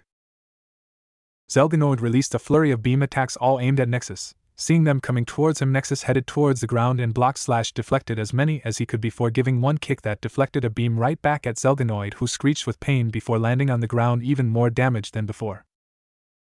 "Now it's time to finish this," the voice cried out. "But how?" asked Naruto. As Zelganoid struggled to get itself up, its color timer began to blink. "Follow my instructions carefully." Nexus did as instructed. He brought his left arm down, then he crossed his right arm over it, making energy form on his bracer/forearm. Heh! Once completed, he brought his hands up and allowed the energy to build within his bracers, Ra, before finally raising them up and bringing them into an L shape. Hiya! From Nexus's arms, a white-colored beam appeared and struck Zelganoid straight in the chest, stunning the creature. As the beam continued to enter its body, Zelganoid took a few steps forward, and when the beam was fully fired, Zelganoid groaned once before falling backwards, exploding into a shower of rocky pieces. "This is the Overray Storm, my strongest attack. Use it well, my host. We shall talk more when you are well rested." "Thank you," thought Nexus before he fell forward and fainted, turning back to Naruto in the process. End song. Unknown amount of time later. Naruto woke up an unknown amount of time later to find himself staring into the familiar ceiling of his room, a cloth on his head and his blanket over his body. The last thing I remember was being in the building. Wait, where is Dash? He shot out of the bed, awakening the person lying by his bedside. Oh, Naruto, don't move, you're still tired from the fight with that monster. Naruto looked over to see Rainier staring into his eyes, but before they could do anything, Rainier came over and tightly hugged Naruto. "I am so glad that you're alright, Naruto." Naruto returned the hug and comforted Rainier as tears fell down onto his shoulder. "Don't worry, Rainier, I kept my promise, but where is everyone else?" Rainier wiped her tears away before she replied, "Oh yeah, Bucho pulled some strings with your parents, and now both Asia and I are staying with you." Naruto nodded his head for a bit before he realized what she said. Wait, what? However, before he could say anything else on the matter, a thud was heard outside of his room, so both of them opened the door to see Asia on the ground, a chair a few inches away from her, and she was rubbing her butt in pain. "Oh, why do these things always happen to me?" Naruto could only sigh as he moved to help Asia lift the chair. "No, Naruto, you just woke up, you shouldn't be doing work like this." But Naruto simply waved it off. "Don't worry about it, Asia, besides I think that I've been asleep long enough." "Thank you, Naruto, my room is right around the corner," Asia happily replied. Naruto nodded as he brought the chair to her room, leaving Rainier and Asia in the hallway. Their eyes connected for a moment, and as they stared each other down, lightning soon appeared to be clashing between the two. "Asia, you shouldn't have done that," Naruto is still recovering from his fight against that monster, and if he overworks himself then he may get more injured. Rainier stated, a little sweetness in her voice. Don't worry, if Naruto gets injured again then I will be there to heal him, and he himself said that he didn't mind helping me. Asia happily countered as her devil wings appeared and began flapping, lifting her a little off the ground, but Rainier managed to pull her down before she hit her head on the ceiling. See, after the fight against the Zelganoid, Asia wanted to become a devil to be with her friend, so Rias reluctantly made her a bishop, and since she and Rainier had no place to stay unless they counted the school clubhouse, which would be weird to have the regular students see them living there, since they were already that close to Naruto, Rias decided that the second best place for them to live would be at Naruto's house without his input on the situation though. Thankfully his parents believed their story that Naruto disappeared for a few days because he had gone on a trip to introduce 2 new transfer students, Asia and Rainier, to the area and had to stay close to both of them so that they didn't get lost, and now the school decided that Asia and Rainier should stay at his house because they were such good friends. But too bad for Naruto, they were still going to punish him for calling to tell them that they were having guests over, even if he was dead tired from getting dragged around the city. A bell rang, so the 2 of them raced downstairs to open the door to reveal Akino, and in her hand was a lunchbox simply wrapped in a cloth handkerchief. Hi, is Naruto-kun awake yet? If not, then I'll just leave this here for when he wakes up. He's not awake yet, the both of them replied. Asia, Rainier, who is at the door? Naruto hollered from the top of the stairs. Both Asia and Rainier chuckled nervously. Oh, would you look at that, Naruto is awake now. Then I'm sure you won't mind if I come in to give Naruto his lunch. Akino walked past the 2 girls to see Naruto standing at the staircase. Hey Naruto-kun, I brought you some food to help with your recovery, Akino called out to Naruto. As for Asia and Rainier, they stared each other down and mentally communicated their complaints. Why did you have to say that? Now Akino will know that we were lying to keep her away from Naruto. Naruto walked down the steps to see that Akino had already set up the lunch box in the living room, revealing the rice, soup, fish, grilled meat, and preserved vegetables. Oh hey Akino, thanks for dropping by to check up on me, and wow, that looks really good. Akino beamed with happiness at the compliment. Oh thank you Naruto-kun, I made it for you, so I put some extra care and attention into it. Now come and have it before it goes cold. Naruto happily took his place next to, but before he could pick up the chopsticks, Akino snatched them from him and decided to feed him. Now say ah. She cooed, a piece of fish in between the chopsticks. Naruto blushed a little bit at her antics that caused both Asia and Rainier to rush to the kitchen, where the sound of plates clattering and snatching of ingredients could be heard. Akino, I can feed myself. Don't be silly Naruto-kun, you're a recovering man, now let Nurse Akino feed you, or do I need to wear a nurse uniform to get you to eat? She mused. Seeing that it was a losing battle, Naruto relented and let her feed him. After taking a few more bites, both Rainier and Asia appeared in the living room with sandwiches. Here Naruto-kun, have some. Since both of them said the same thing, they turned to each other, lightning flashing between their eyes. Thank you? Both Asia and Rainier picked up a sandwich and tried to feed Naruto, but Naruto took the sandwiches from their hands and first took a bit out of Asia's.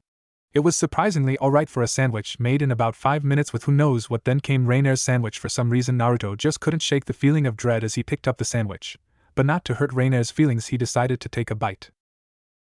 Well, here goes. Naruto took a bite of it, and soon. Whoa, since when were there 2 Asias? All 3 of them looked at Naruto weirdly, as he stood up and wobbly walked a few steps to the kitchen, then fell down before he even made it there. Naruto! All 3 girls ran up to him to see that his eyes were swirling and he was babbling on about flying saucers and how they were going to probe his anus. Rainier, just what did you put in the sandwich? Asia asked as they moved Naruto over to the sofa and placed him down gently, placed a towel over his head and covered his body with a blanket. Rainier used her fingers to count the number of things that she put into it, and by the end of her counting spree she was banned from stepping into the kitchen. Her sandwiches were also safely disposed in the nearest hazardous material bin. In an unknown location, Commander Ikari, Captain Lee's superior and the guy he was talking to on the phone, was facing a panel of men wearing uniforms that had the patch of the GSDF, Global Supernatural Defense Force, and from the looks of things these gentlemen were not happy. Commander Ikari, what does the JSDF, Japanese Supernatural Defense Force, have to say for itself? Not only did your subordinate lose the failed experiments, but you even lost one of the precious statues that we created based on the final subject that you still hold at your facility, we might add. Commander Ikari looked down in shame. I am sorry for the incompetence of my subordinate council members, but even though the Terranerd was taken over by supernatural forces, This still proves that the experiment was a success, and even as we are speaking, my men are ensuring that the utmost care is taken to awaken the final statue. You had better hope so for your sake, Commander Ikari. But still, we must commend your efforts in acquiring the energy needed to run the final contingency. These efforts will be forever remembered when humanity can finally rest easy from all these supernatural elements. Thank you for the compliment, Councilman. However, before the conversation could continue, a GSDF soldier walked in and passed the phone over to Commander Ikari. It's for you, sir. Commander Ikari nervously took the phone and listened to whoever was on the other line. Yes, Commander Ikari speaking. Captain Lee, what is the meaning of this? I am in an important meeting with High Command. What do you mean there was an accident with the awakening process? It disappeared. As the conversation continued, Commander Ikari's face drained of its color, and when he hung up, his entire face was white. Now then, Commander Ikari, would you like to explain this little incident that we heard about, or do we need to tell you what it was? The voice from the center of the room roared. Commander Ikari could only stammer, desperately trying to find a logical excuse to use, but his mind was not working at the moment. It appears that the JSDF is not as competent as we thought in dealing with these supernatural forces. Expect some new arrivals within the week, Commander Ikari. You would be relieved of your duty, but your accomplishments have deemed you necessary to us, so we shall allow you to continue with your command. Thank you for your kindness, Councilman. But know this, you are on a very thin line at the moment. Do not fail us again. The Councilman turned to leave the room, leaving Commander Ikari alone contemplating their words. Sona Citri and her peerage just could not believe it. They had received an alert in which a strange monster signal had been sighted in her family's territory, and so they accepted the job to go and investigate it. If needed, then they would also take the beast into custody. What they did not realize was that they walked straight into an SDF trap. Bright lights flashed all around them, blinding them temporarily, and bullets flew forth from the guns of the SDF soldiers. Sona used her magic over water to create animals that went straight towards the bullets in the hope that they could protect her peerage from harm. All of the bullets were stopped by her water animals, which then proceeded to attack the SDF soldiers along with her peerage. Shit, that girl has some kind of water magic and we're getting annihilated here. Fall back and call in for support. The soldiers began to retreat in an orderly fashion, covering each other's back. I repeat, coordinates are at Area 12 Section 3, bring the rain. I repeat, bring the rain. The comm officer yelled into his headset as the soldiers retreated far back. Seeing the soldiers retreat, Sona recalled her water animals and peerage. Don't relax for the moment. This is the SDF we're talking about here. I think that they're planning something, so stay alert. Sona ordered as her peerage spread themselves out but still stayed within arm's reach of each other. Soon silence reigned in the area. Kaicho, I think they're gone now. Saji replied, dropping his stance momentarily. No, they're planning something, but what could it be? Sona asked. She entered her usual thinking pose when suddenly she heard something really faint. Wait, don't move, does everyone hear that? Her peerage opened their ears and closed their eyes. For a moment they could hear something faint. When they finally realized what that noise was, it was too late. Quickly throw up A. However, Sona was cut off from her instructions when a bomb exploded above them, covering the entire area in something. Some time later, when Sona and her peerage finally came to, they found themselves locked in some kind of cage with handcuffs around their hands, and in the cage with them was a fox girl wearing a low-cut outfit. As soldiers of the SDF went about their business, which included men in white suits cleaning the area up, Sona picked herself up and tried to break the handcuffs but found that she couldn't do it. She got the rest of her peerage to try and break them, but none of them could even dent the metal. A soldier came up and knocked his rifle but against the cage bars. I wouldn't try that if I were you. Those handcuffs are made of palladium, so you guys can try to break them all day. Heck, you can even use a whole century. Palladium was made to stop you supernatural creatures from using your weird powers, and as an added guarantee, palladium was also used in the construction of that cage, so good luck on getting out. With that said, the soldier returned to his duties, and Sona and her peerage sat down and contemplated a plan to get out of the cage. You can try, but it's useless. All of them looked over to the fox girl and saw the sad look on her face. Once the SDF catches you, no one will ever see you again.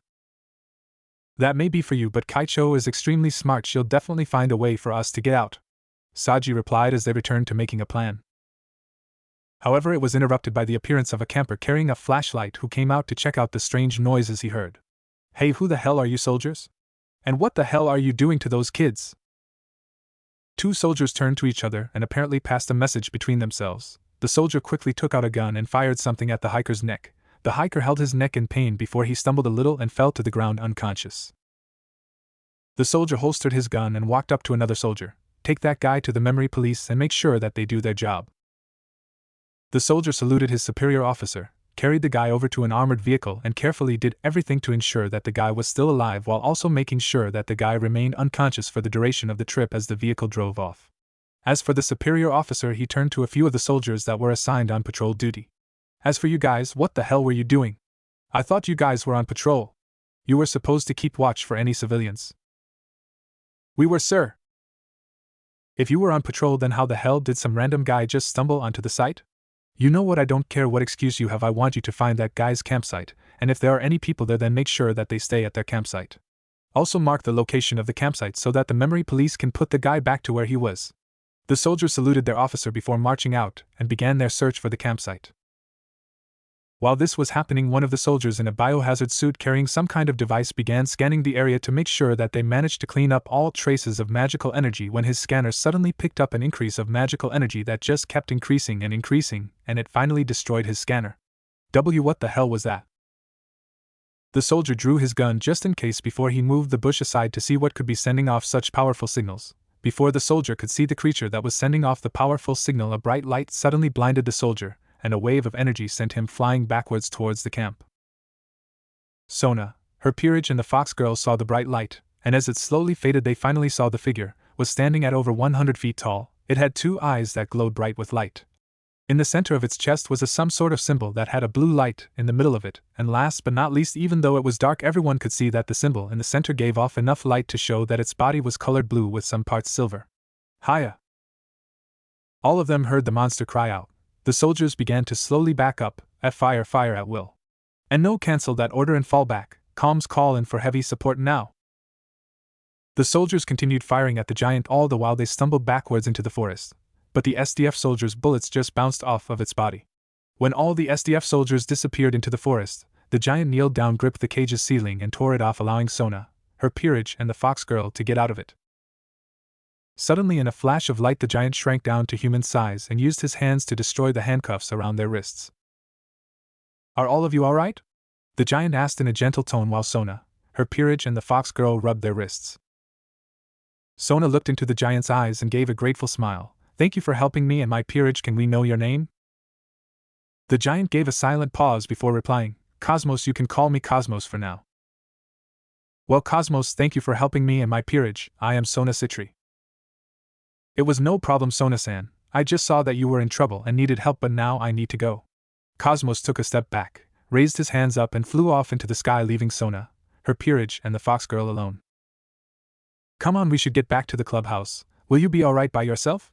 Sona asked the fox girl, but she was already gone, so they just teleported back to their clubhouse, the giant on their mind. With Cosmos. As he was flying away, suddenly he felt something chasing after him. Turning back, he saw a fighter right on his tail. Command, I've found the target. Permission to engage. Wing 1, weapons free. I repeat, weapons free. Wing 1 reduced his thrust and opened fire upon Cosmos with a flurry of bullets. Cosmos turned about and brought out a shield to block the bullets. Damn it, he's got a shield. Opening fire with heavy ordnance. From the front of Wing 1, a missile was fired forth. What? The missile headed towards Cosmos and exploded in front of him. The force of the explosion sent him tumbling towards the ground, but he was able to stabilize himself in midair, which was when another fighter came in from behind and opened fire upon Cosmos. Wing 2 here, I've reinforced Wing 1 and both of us will now engage the target.